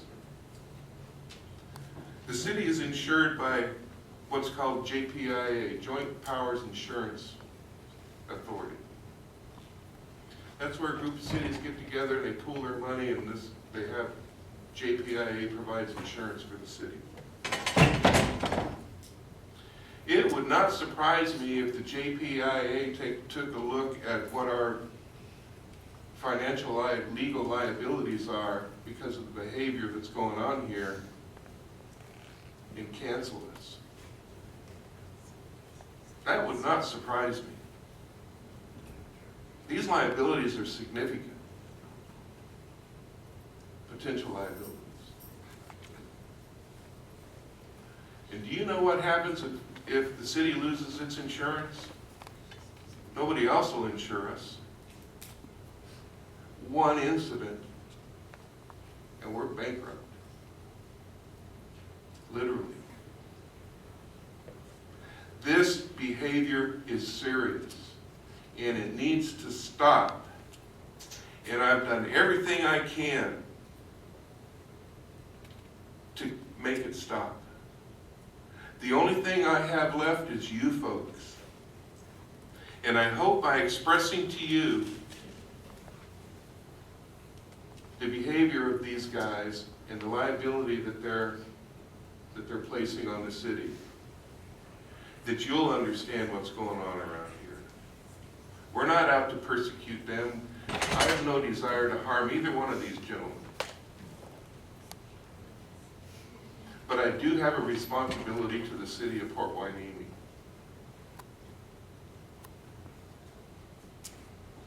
I want to talk about one more thing.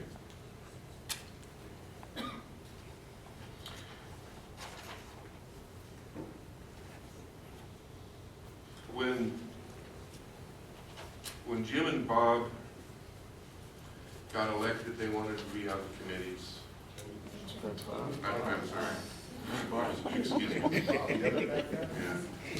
Yeah. Sorry about that. When Jim and Tom got elected, they wanted to be on committees, and usually you get a year or two's experience before you get on a committee, you get the feel for local government, get to know. But I was anxious to help them get up to speed, get some experience, and I championed them to be on the Port Hueneme Water Agency Board.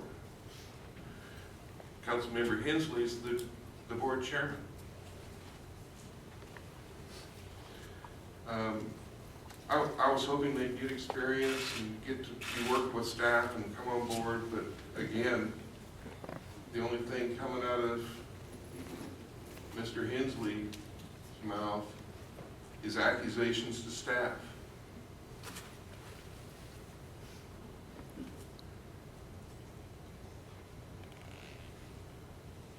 One of the accusations was recently in the CitizensJournal, where it said that Mr. Hansley voted no for the city to have an opportunity of a $750,000 grant to help us resolve our water issues because Mr. Hansley did not want to vote for, note that Mr. Hansley accused, and I'm assuming me, said just a council member, were you referring to me in that article? I will answer you when I have time, sir. Okay. To be completed, I thank you so much. Okay. Giving no bid contracts to friends of the council member. And I'm sure he was referring to a gentleman named Lynn Takaichi was the only action that day. I'm going to go back. Mr. Figg also voted no, but I believe he voted no for a different reason. It was a wrong-headed reason. I'll explain that in a minute. But he also voted no, caused the city to lose out on an opportunity for a $750,000 grant to help us take care of our water issues. Let me go back. I'm going to go back 20 years. Hang on. It's worth it. I was public works director back then, and when I was hired, city manager was Dick Belfont. One of the things he said to me, we have a water crisis. We're running out of water. The Ventura County Groundwater Management Agency had instituted a reduction in available groundwater to the cities. They had in place a program that reduced the city's available groundwater 5% every 5 years, and it had been in place for quite a while. And the city of Port Hueneme had no other water available to it other than the groundwater. And the reduction in the groundwater available to the city of Port Hueneme placed us in jeopardy of not having enough water to serve our citizens.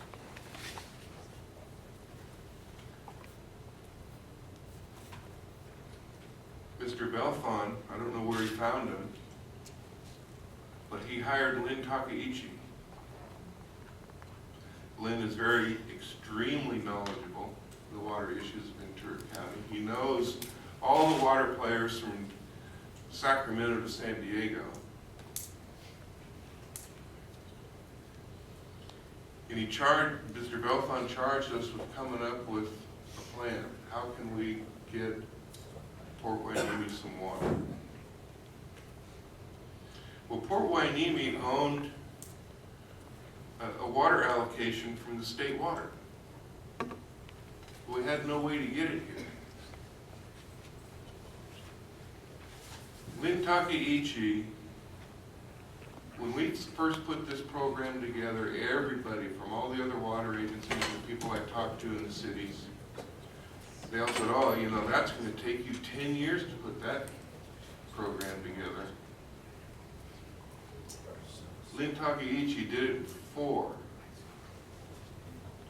years. There are water contracts upon water contracts upon water contracts that the city of Port Hueneme has. Most of them developed during the period of putting together the Port Hueneme Water Agency and resolving our issue of not having enough water. The program also took care of the water quality issues that we had.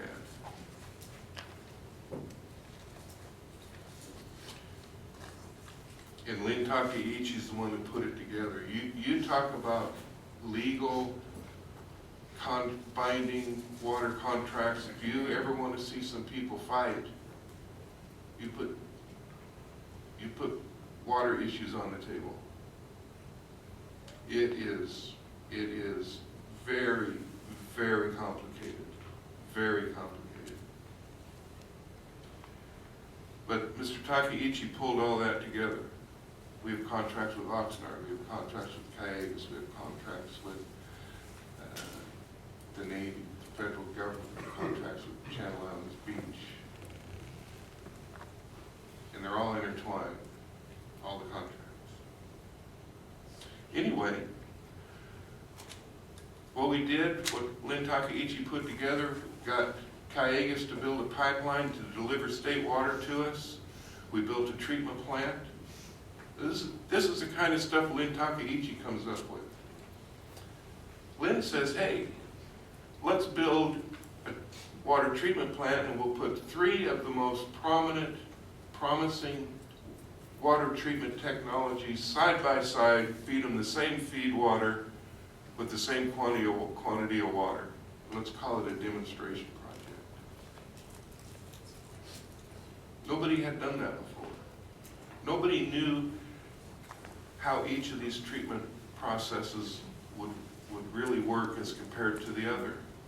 We had reverse osmosis, nanofiltration, and electrodialysis reversal. 1 MGD apiece running side by side. Same maintenance, same feed water, so that people could compare. Then he runs to the federal government and he says, hey, we want to put this demonstration project together. The federal government funded it.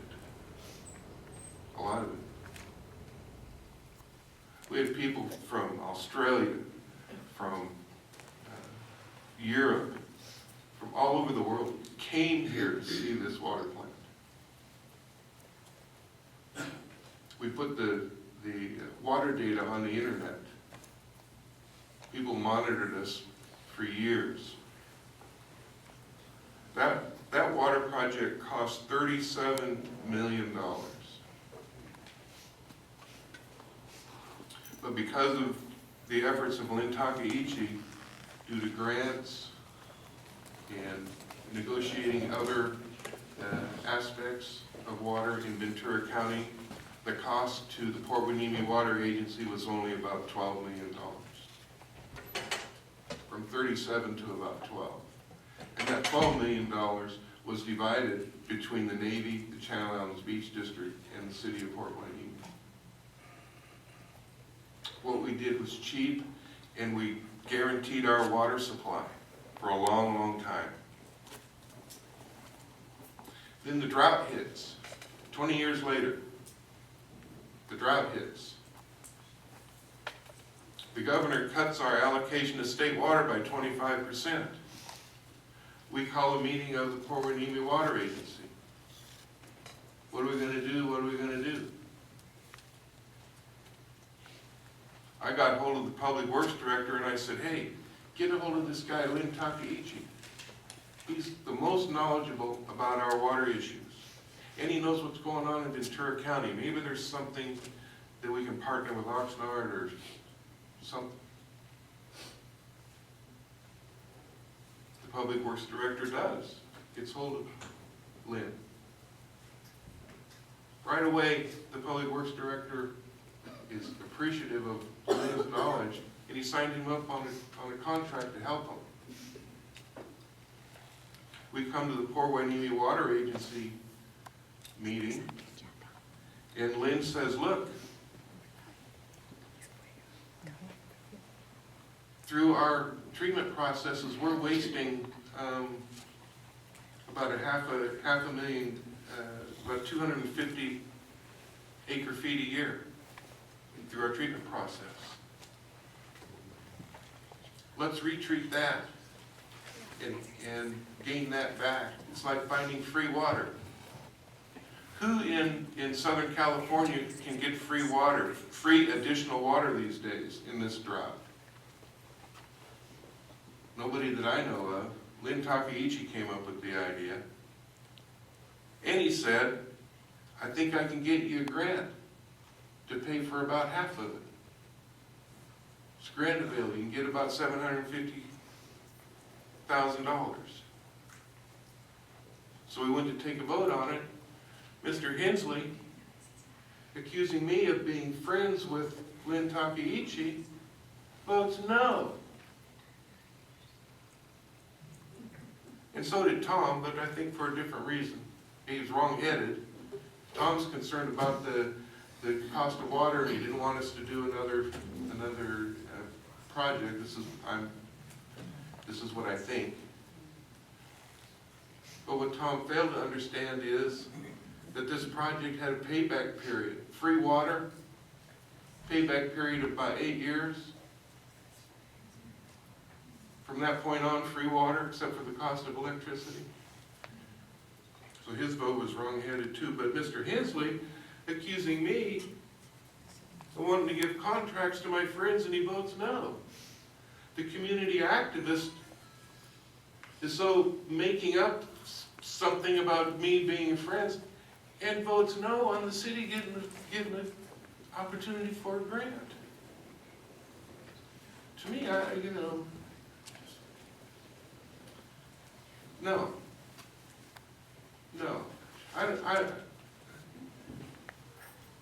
With all the accusations floating around, and then he throws this one out there, and then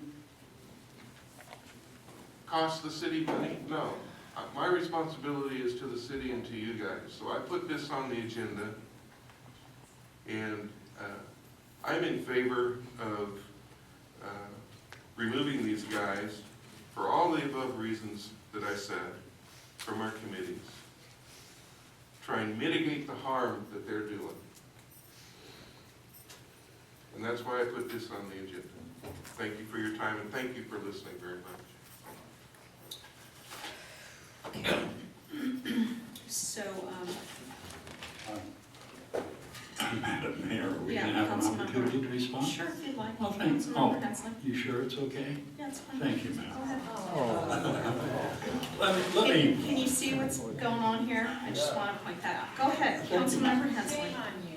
Shame on you, Councilman.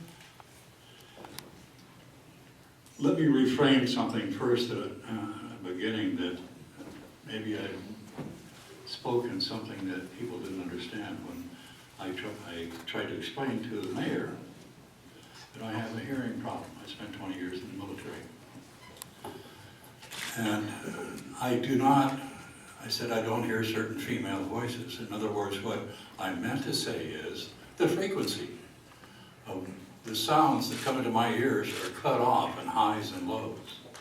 So I don't hear a lot of the higher frequencies, particularly in female voices. So there's no gender bias there whatsoever. And if there was any intent of it, I would like to go with that. I hope everybody understands. Also, let me go back to the start, and I'll try to keep it a lot shorter, okay? I have to give Mr. Breeze a lot of credit.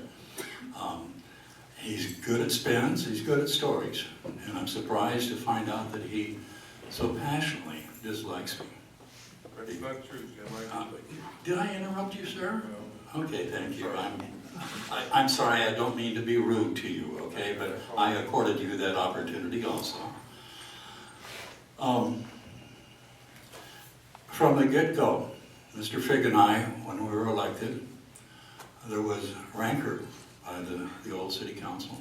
We moved 2 council persons, and both of us, Tom Figg and I, at least for me, we felt the city was going into a wrong direction.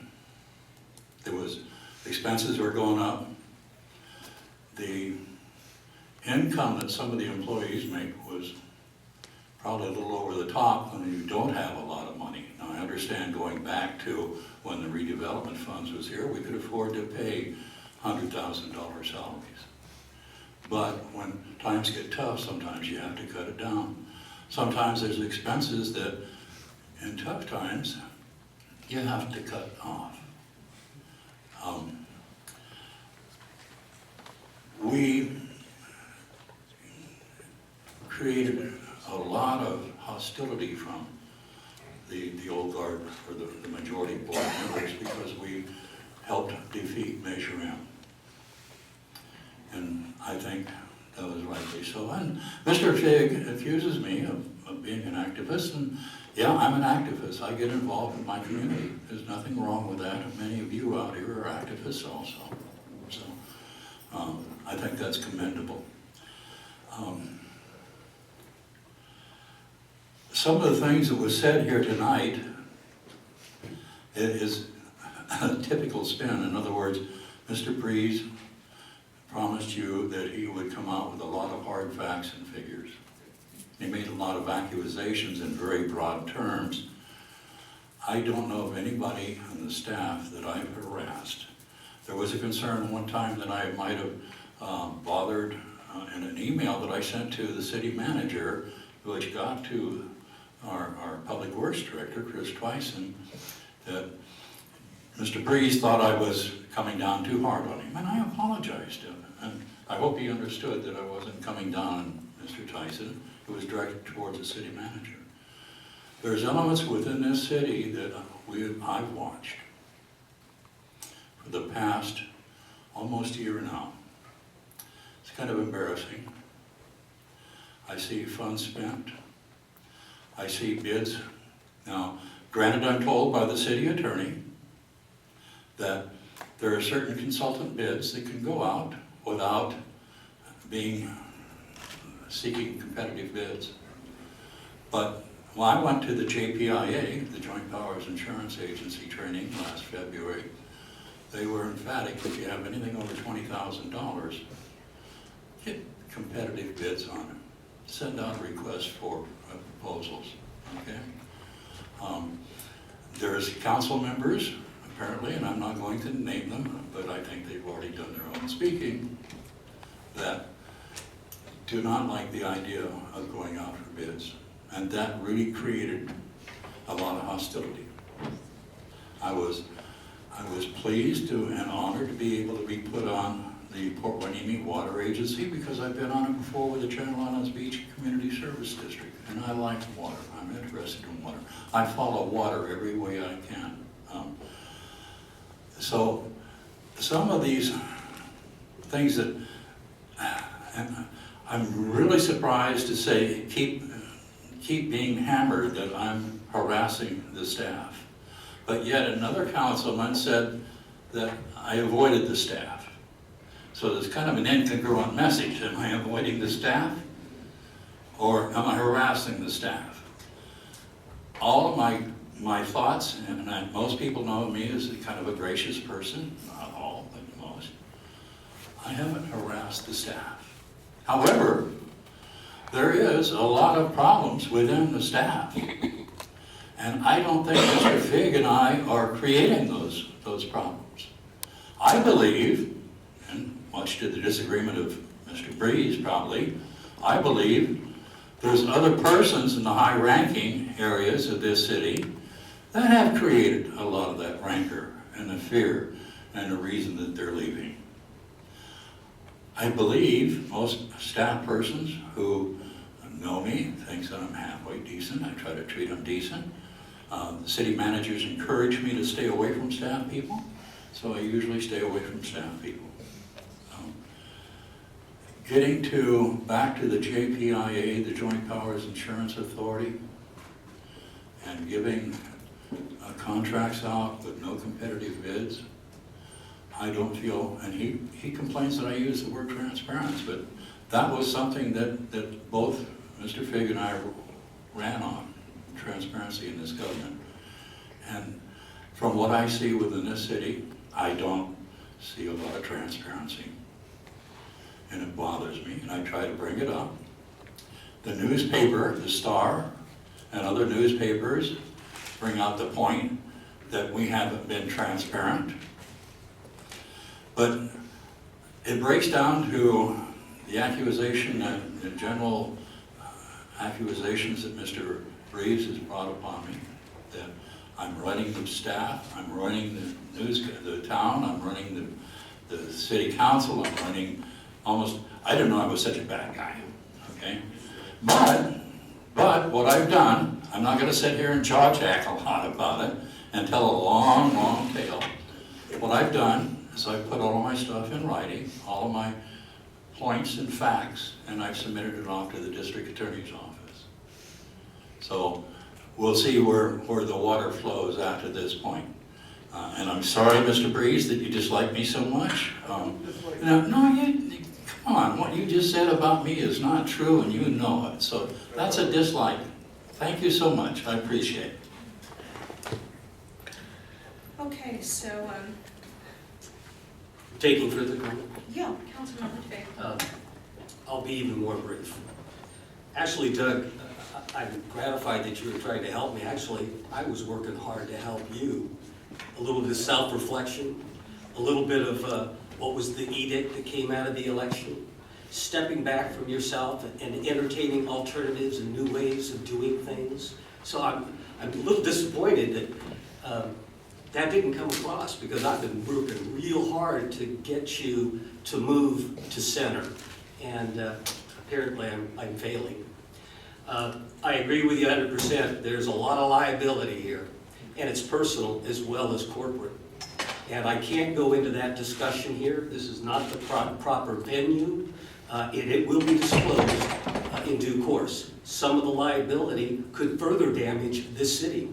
And so I had chosen not to comment to the press and others, because I wanted to be fully vetted in the proper way, whether it's the grand jury, whether it's through personal liability in court, through civil action. Those are options that I am having fully explored. And so I'm not in a position here to engage in a kangaroo court. And I don't need to defend myself. I will say this about the water issue. One of the reasons, or one of the foundations of my platform, my campaign, were the water rates. 3 years ago, the grand jury took the city to task and said, we have the highest rates of any municipal water provider in this county. So I dedicated myself, let's find a way to fix that. Let's not pick the pockets of our ratepayers any more than we have to. So along come some of these ideas, and I'm not ready to throw a lot of money into something that I don't know what the financial ramifications are. Nor should the residents feel that we should be putting money at risk. Secondly, regarding your grant, there was no great guarantee that that money would be available, but instead we were being asked to spend $155,000 to get a $750,000 grant that was no guarantee, and do it on a sole source basis. There was no urgency. There was never a guarantee that money, excuse me, Doug, there was never a guarantee that money was going to be available to us, nor do we know if we did get that money, what it would translate ultimately to the end users, the customers, right? So, and remind the public, the Port Hueneme Water Authority is a separate entity from this city council. There are 5 members of that board. Jim and I don't control the vote. It takes 3 votes. So let's make sure, when you represent these things to the public, it isn't a Tom and Jim show. It's a Port Hueneme Water Authority show. So I offered and suggested a variety of cost reduction measures, which includes the competitive bidding of professional service contracts, so you get the best deal for your money. I suggested a variety of alternative treatments, but ultimately what I wanted to get to is to provide full disclosure to the ratepayers of what those options are. You should have the right to decide how much you're willing to pay for the quality of water you want to receive. What we found out is that now we're at record levels that we're having to subsidize people that can't afford to pay their water bills. Why is that? Well, guess what? We have the highest rates anywhere in Ventura County. So I have been advocating through the Water Authority not to stop the plant, but let's look at other alternatives. And most importantly, let's lay all that information out on the table and let the people decide. Not Mr. Breeze and his history and his attachment to his water plant. Let the people decide what they can afford and what they're willing to drink. So, whatever becomes of this discussion, and if council, the majority council, I think of them as the gang of three, if they choose to remove us from the water authority, please come out like you have this evening and pay attention. Go to the Port Hueneme Water Authority and scrutinize everything that they're doing so that you don't find yourself on the short end of the deal. Now, he's been talking about the Water Authority, but there's another committee that I happen to be on. It's the Port Development Review Committee. And I was appointed in theory to that body because I have a history with the Harbor District through the various revenue sharing agreements that have recently been settled out. And I was intimately involved in that process. I wonder how the Harbor District would feel about my removal and one of the other members here, two of them, to go on to that committee. I leave it to the Harbor District to address that question. I don't want to speak on their behalf, but I can assure you that we have a great deal of lack of trust that we need to bridge.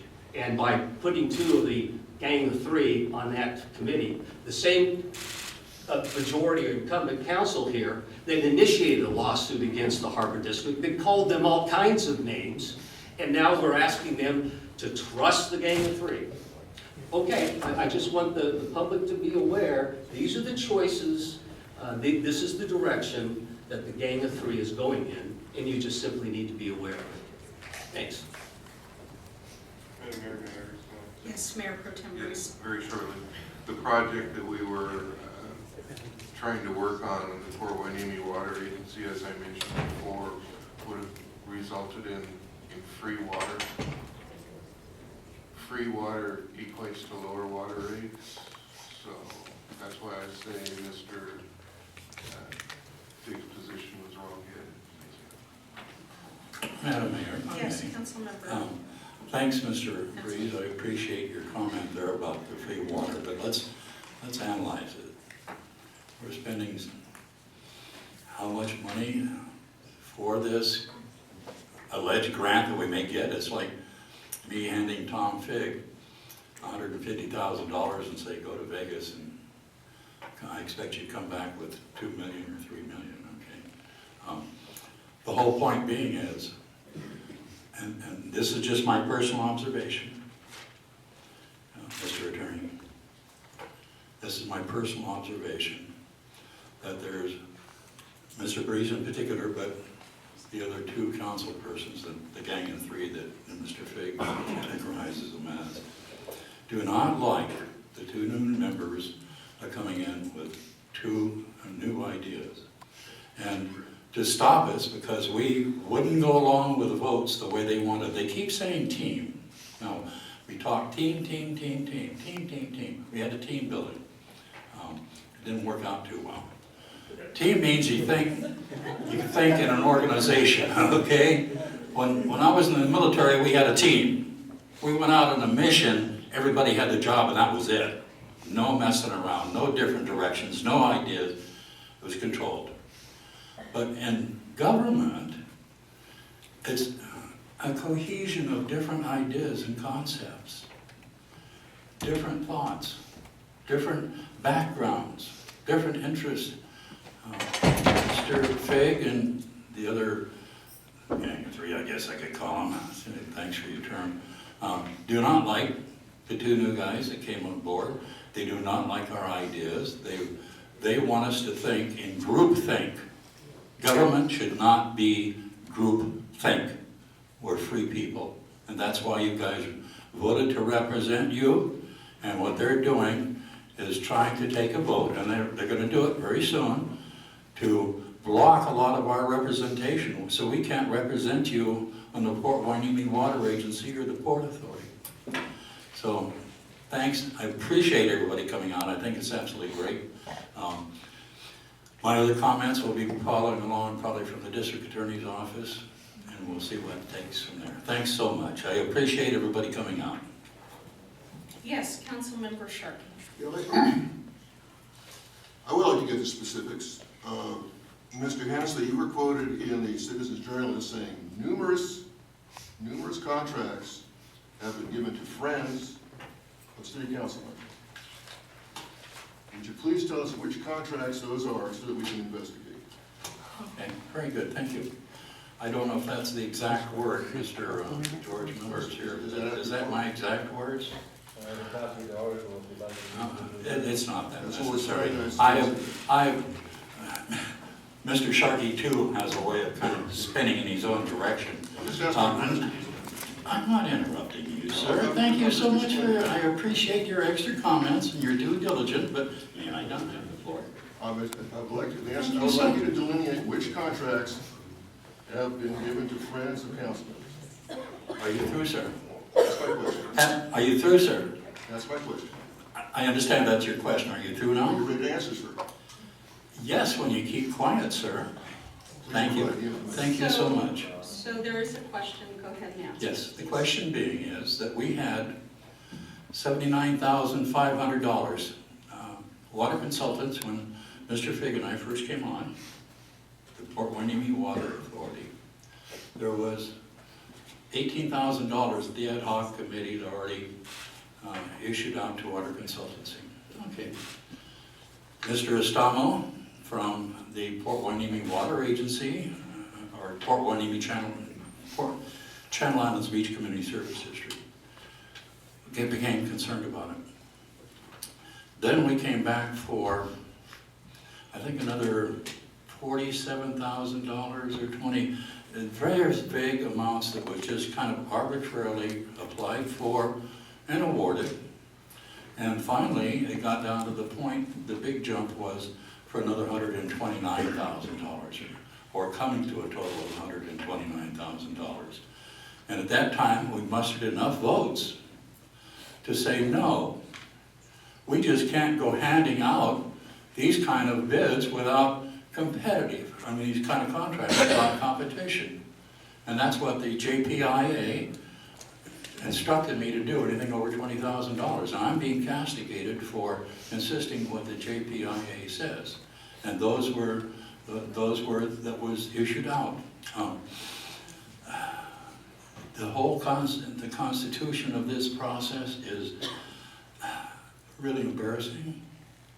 I'm surprised to see this in public government. And there is a serious flaw within this city government. And I hope it's going to be cleared up. Okay, Mr. Hansley, I asked you a very specific question about contracts. Yes. And who is the friend that has received these contracts?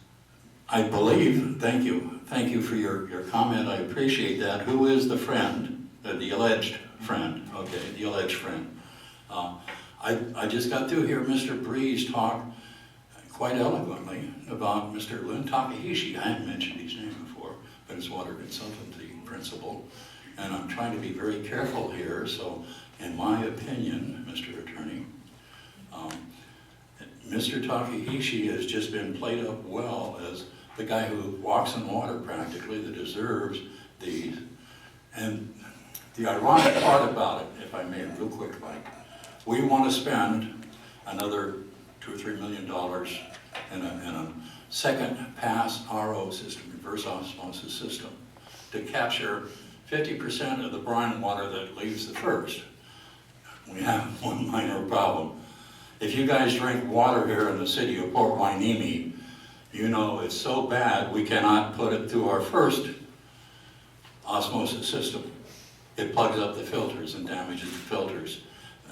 Mr. Hansley, I asked you, you're filibustering my time. Oh, jeez, I'm sorry, Mr. Sharkey. I really appreciate it. I just told you, sir. Okay, so the next question is... I'm not taking your interrogations, okay? Thank you so much. You're a gentleman and a scholar. I appreciate it. Take all the time you need. Thank you, sir. The basic thing... Go ahead. You're so kind. Thank you. The basic thing that I'm trying to talk about is we want to spend an exorbitant amount of sum that we don't even know if we can't get the water through the first reverse osmosis phase, how we're going to do with the second osmosis phase. That's why Mr. Figg says we have to open up to other ideas too. So thank you so much. Mr. Sharkey, would you please quit interrupting me? Go ahead, guys, take your votes, okay? What you guys had planned on Saturday, last Saturday, to try to corner us and beat us up, and now you're using this forum to continue that effort. Thank you so much. Mr. Hansley, if you're accusing people of felonious behavior, contract interference, then you need sound evidence to do so. And if that's I did, Mr. Sharkey, I just told you, thank you for your question, I appreciate it, I'm glad that you asked that, but as I said, I've put all this stuff in paperwork and submitted to the district attorney, and I'm not going to go further than that, so don't try to badger me into something, okay? Thank you. I'm just not badgering you, I just want to get to the facts and to get to what you meant exactly when you said numerous contracts were given to friends of a councilman. You will find out when the district attorney's report comes out. Thank you so much. I refuse to answer any of your proposals. Yeah, there's talk about spin. This is being spun as folks are not happy with the election results. Baloney. I went through a lot of elections. Sometimes you win, sometimes you lose, sometimes you serve with dozens of people, sometimes you get along with them, sometimes you don't. That's not what this is about at all. It's not about policy. It's not about debating what's technical contracts at the water agency. That's not what it's about. The fact of the matter is we expect, as an employer, I'll just put it out very bluntly, as an employer, you have employees that come to you and say they're concerned about conditions in the workplace, and they feel harassed, and they express concerns of their personal safety. Maybe they're right, maybe they're wrong. Maybe they're justified, maybe they're not justified. But as an employer, and anyone who's an employer, you understand this, you have to take those kinds of accusations very, very seriously. And you have to act on them, you have to investigate. And if you're getting more than one, then you know you've got a problem. And this isn't about policy. This is about what's happening to our employees. And since this election, I will say we've had an endless stream of political attacks. The election hasn't stopped for some people. There's been a lot of grandstanding. There's been a disinformation campaign that's bordering on a libelous. The police budget was not cut by 50%, folks. And I know that's been put out there. That didn't happen. There's been a continuing campaign of personal destruction aimed at the city manager. It's been undermining the efforts of staff and bullying the employees. And some of this I know from personal observation, some of this I know from talking to our employees. Bullying the employees. And you can't treat people like that. I don't care if you're right. I don't care if you think you're God Almighty. You cannot treat people like that. And it's got to stop. It's got to stop. Oh, help, please. You can say. Okay, so, Councilmember Breeze, what would you like to do here? Well, the airing of the issues tonight, I think we're good. As I said earlier, I have supported a lot of the ideas and issues that Councilmember Figg and community activist Hansley have put forward. I have no problem with new ideas, thinking out of the box. But I do have a problem with unfounded accusations, intentionally trying to shoot holes in the boat. I would make a motion that we reconsider the assignments of Councilmembers Figg and Hansley and replace them on their committees. best of intentions. I do that not to pick on you. I don't want to fight. But I do it because I think it would be in the best interest of the city. So I would make a motion that would remove and replace council members Figg and Hansley from their committee assignments. Second. Okay. Any further discussion? Could we have a roll call vote, please?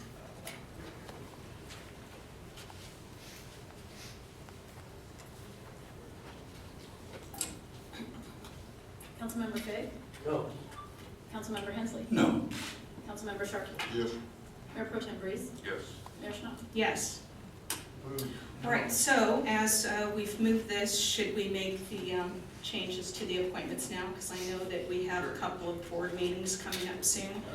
So we have a list in front of us, and we'll go down the list. So where we will replace Figg as an alternate is the beach. Yes. Can we start with animal services? Sure. You know, Mr. Breeze, I know you've attended several of those. Is that on the agenda? I took that position with some reluctance. It's Thursdays are hard for me. Would you care to swap positions on that? Sure, I'll take animal services. Okay, so we're just swapping the representative and the alternate. Okay, so moving on to the Beach Erosion Authority, which is Beacon. Meets on Friday mornings and covers. It's on Friday. Excuse me, sir! Oh, these people are making inappropriate comments. I can't hear what you guys are talking about. Okay, so if you want a discussion, you can go outside, any one of you, please. Thank No, you. I want to hear what's going on. I just can't hear because they're continually talking. So if anybody is disrupting, then you can step outside and take on that discussion. Thank you. Okay, go ahead. So we are at beach erosion, and alternate Figg needs to be replaced. Is there a volunteer? I'll get you good for it. Sure. I'll do Okay, that. okay, thank you. Joint powers and insurance, it stays the same, correct? All right. City Port Standing Committee, it's Breeze and Figg with alternate Hansley, so we need to replace 2. So I will take that if you don't mind. Okay, so would you like to be the alternate? Okay. EDCBC, I am the representative, the alternate Figg, who wants to be the alternate there. I'll do that. Okay. Port Hueneme Water Agency, we need to replace 2. Yeah, so that would then be that Both of you would have to all, yeah, both of us would be on there. And I believe those are the changes. Any other suggested changes on the, okay, all right, so we've made the changes there. Yes? For PHWA, you're currently the alternate? Yes, so we would both, the 3 would be serving, would be Mayor Pro Tem Breeze. There would be no alternate. Right, there would be no alternate. So we would be Mayor Pro Tem Breeze, I as the mayor, and Councilmember Sharkey. Okay. So moving on to item number 10, Councilmember reports, comments, or requests for future agenda items. I do have a request to add something to our future agenda, and that would be to review our council norms at the next meeting. Okay? Are there any other comments? Do you want me to make comments on my activities this last week? Sure, yeah, this is the I time to do understand that that. I'm obligated to do that, but if you don't want me to, I'll keep it short. No, Councilmember Thank you Hansley, very you much. can make your comments here. Thank you, Madam Mayor. October the 5th, 10 a.m., Rancho Campaneras, Campañas High School, Camarillo, opening ceremonies, high-tech learning centers, and all the event. It's really interesting. They're doing something different in education. October the 7th, 7:30, Regional Defense Program 21 presentation by Regional Defense Admiral Following discussion of various related military and civilian organizations' activities, no fee. October the 7th, 1:30 p.m., preliminary private interview with Dr. Mel Mathis, team building. October the 8th, 9:30, Friends of the Bard Mansion Foundation, Directors Meeting, no fee. October the 8th, 11:30, Ventura County Engineers Association PowerPoint by Project Posidon, the director. Almost a $300 million project with over 40 miles of large pipe installation for delivery purposes. Expensive project. Mid-range problem that Posidon, which everybody has probably heard quite a bit about it, very unique plant built by the Israelis. It uses first-time pass-through water from the adjacent electrical power plant. And in 2020, state law is going to make them probably close down. That's going to be the standard state law. So they've spent $300 million and they may have to come up with something different by 2020. October the 10th, Port Hueneme Museum, The Cristo Revolution by Mayor Munoz. Interesting discussion and PowerPoint of what happened to a religion down in Mexico and dictatorships. October the 13th, 3 p.m., attended the Jesus Torres candidate announcement for District Supervisor, Santa Paula Coffee Shop, no fee. October the 14th, 8 a.m., the Future Technology Conference, Crown Plaza Hotel, primarily put in by energy-related firms like Commercial or Continental Breakfast, no fee, but I am going in my filings, I'm going to post a contribution by the related, it was put on by the oil companies. Estimated value, $35. October the 15th, 7 a.m., and I hope I'm not boring you, but our city clerk expressed that I need to do this. 7 a.m., AWA Waterwise Breakfast Meeting report, water overdraft causing sinking land in Central Valley related problems of water short for crops, $35 fee. October the 16th, 11:30, luncheon at CSUCI by Martin V. Smith Business Foundation, U.S. economy balanced with international aspects, including slow but growing benefit to our local economy. No fee because I'm a member of the CSUCI Foundation. October the 20th, 7:30 a.m., AWA monthly water issues, update on state and local water issues. This is an early morning thing, including reports from individual water agency, no fee. October the 23rd, 5:30 p.m., Mexican American Bar Association Awards and Scholarship Gala. Dr. Mandy Lopez and Irma Lopez was the Outstanding Citizen of the Year, and 6 scholarships is awarded for scholarships to go to college. Law college, I should say. October the 25th, 11 a.m., La Hermandad annual awards banquet. Heather Lakayan, board member and master of ceremonies, no cost to the city. It was a $35 fee, but it was traded for the advertising that I do in Jim Hansley's events law. Post-transaction for the year, though. October the 25th, 1 p.m., Sophomorus Bras for Causes. It was kind of an interesting thing, a lot of ladies there. Cancer problems for women. Anyway, it was $50 fee, but they traded the event advertising for my Jim Hensley's event log, so it's a zero for the city. October the 26th, 5:30, Port Hueneme board meeting. Board took reports, consultant reports, and proceeded to discuss grant received and general businesses, no fee. October the 27th, 5:30 p.m., Port Hueneme Chamber open house at Ventura County Credit Union, $5 personal expense out of pocket for cancer. October the 28th, 11:30 a.m., AWA luncheon and depth discussion on quagga mussels, particularly in Lake Peru. And these guys just go crazy and breeding, you can't stop them. So there's a real serious problem. October the 29th, Ormond Beach Task Force, discussion of Oxnard Coastal Plan by Dr. Williamson. As much as it pertains to the Ormond Beach wetlands, I'm a 12-year member of the Ormond Beach Task Force, no fee. October 31st, 8 a.m., Dr. Mathis's team building exercise. I departed earlier because of threats of possible litigation if I didn't watch myself. October the 1st, 5:30 p.m. Boys and Girls Club, premiere of the Boys and Girls Club documentary, excellent film, no fee. November the 3rd, 7:30 Regional Defense Program, Captain Mike Santamoro, Commodore for the Naval Test Wing, Pacific Naval Air Warfare Center Defense Division, no fee. And November the 4th, 8 a.m. to 4 p.m., the Association of Water Agencies water facility tour throughout Ventura County. Thank you so much. And I'll pass this over to the city clerk so she's better. So are there any other council member reports, comments, or requests at this point?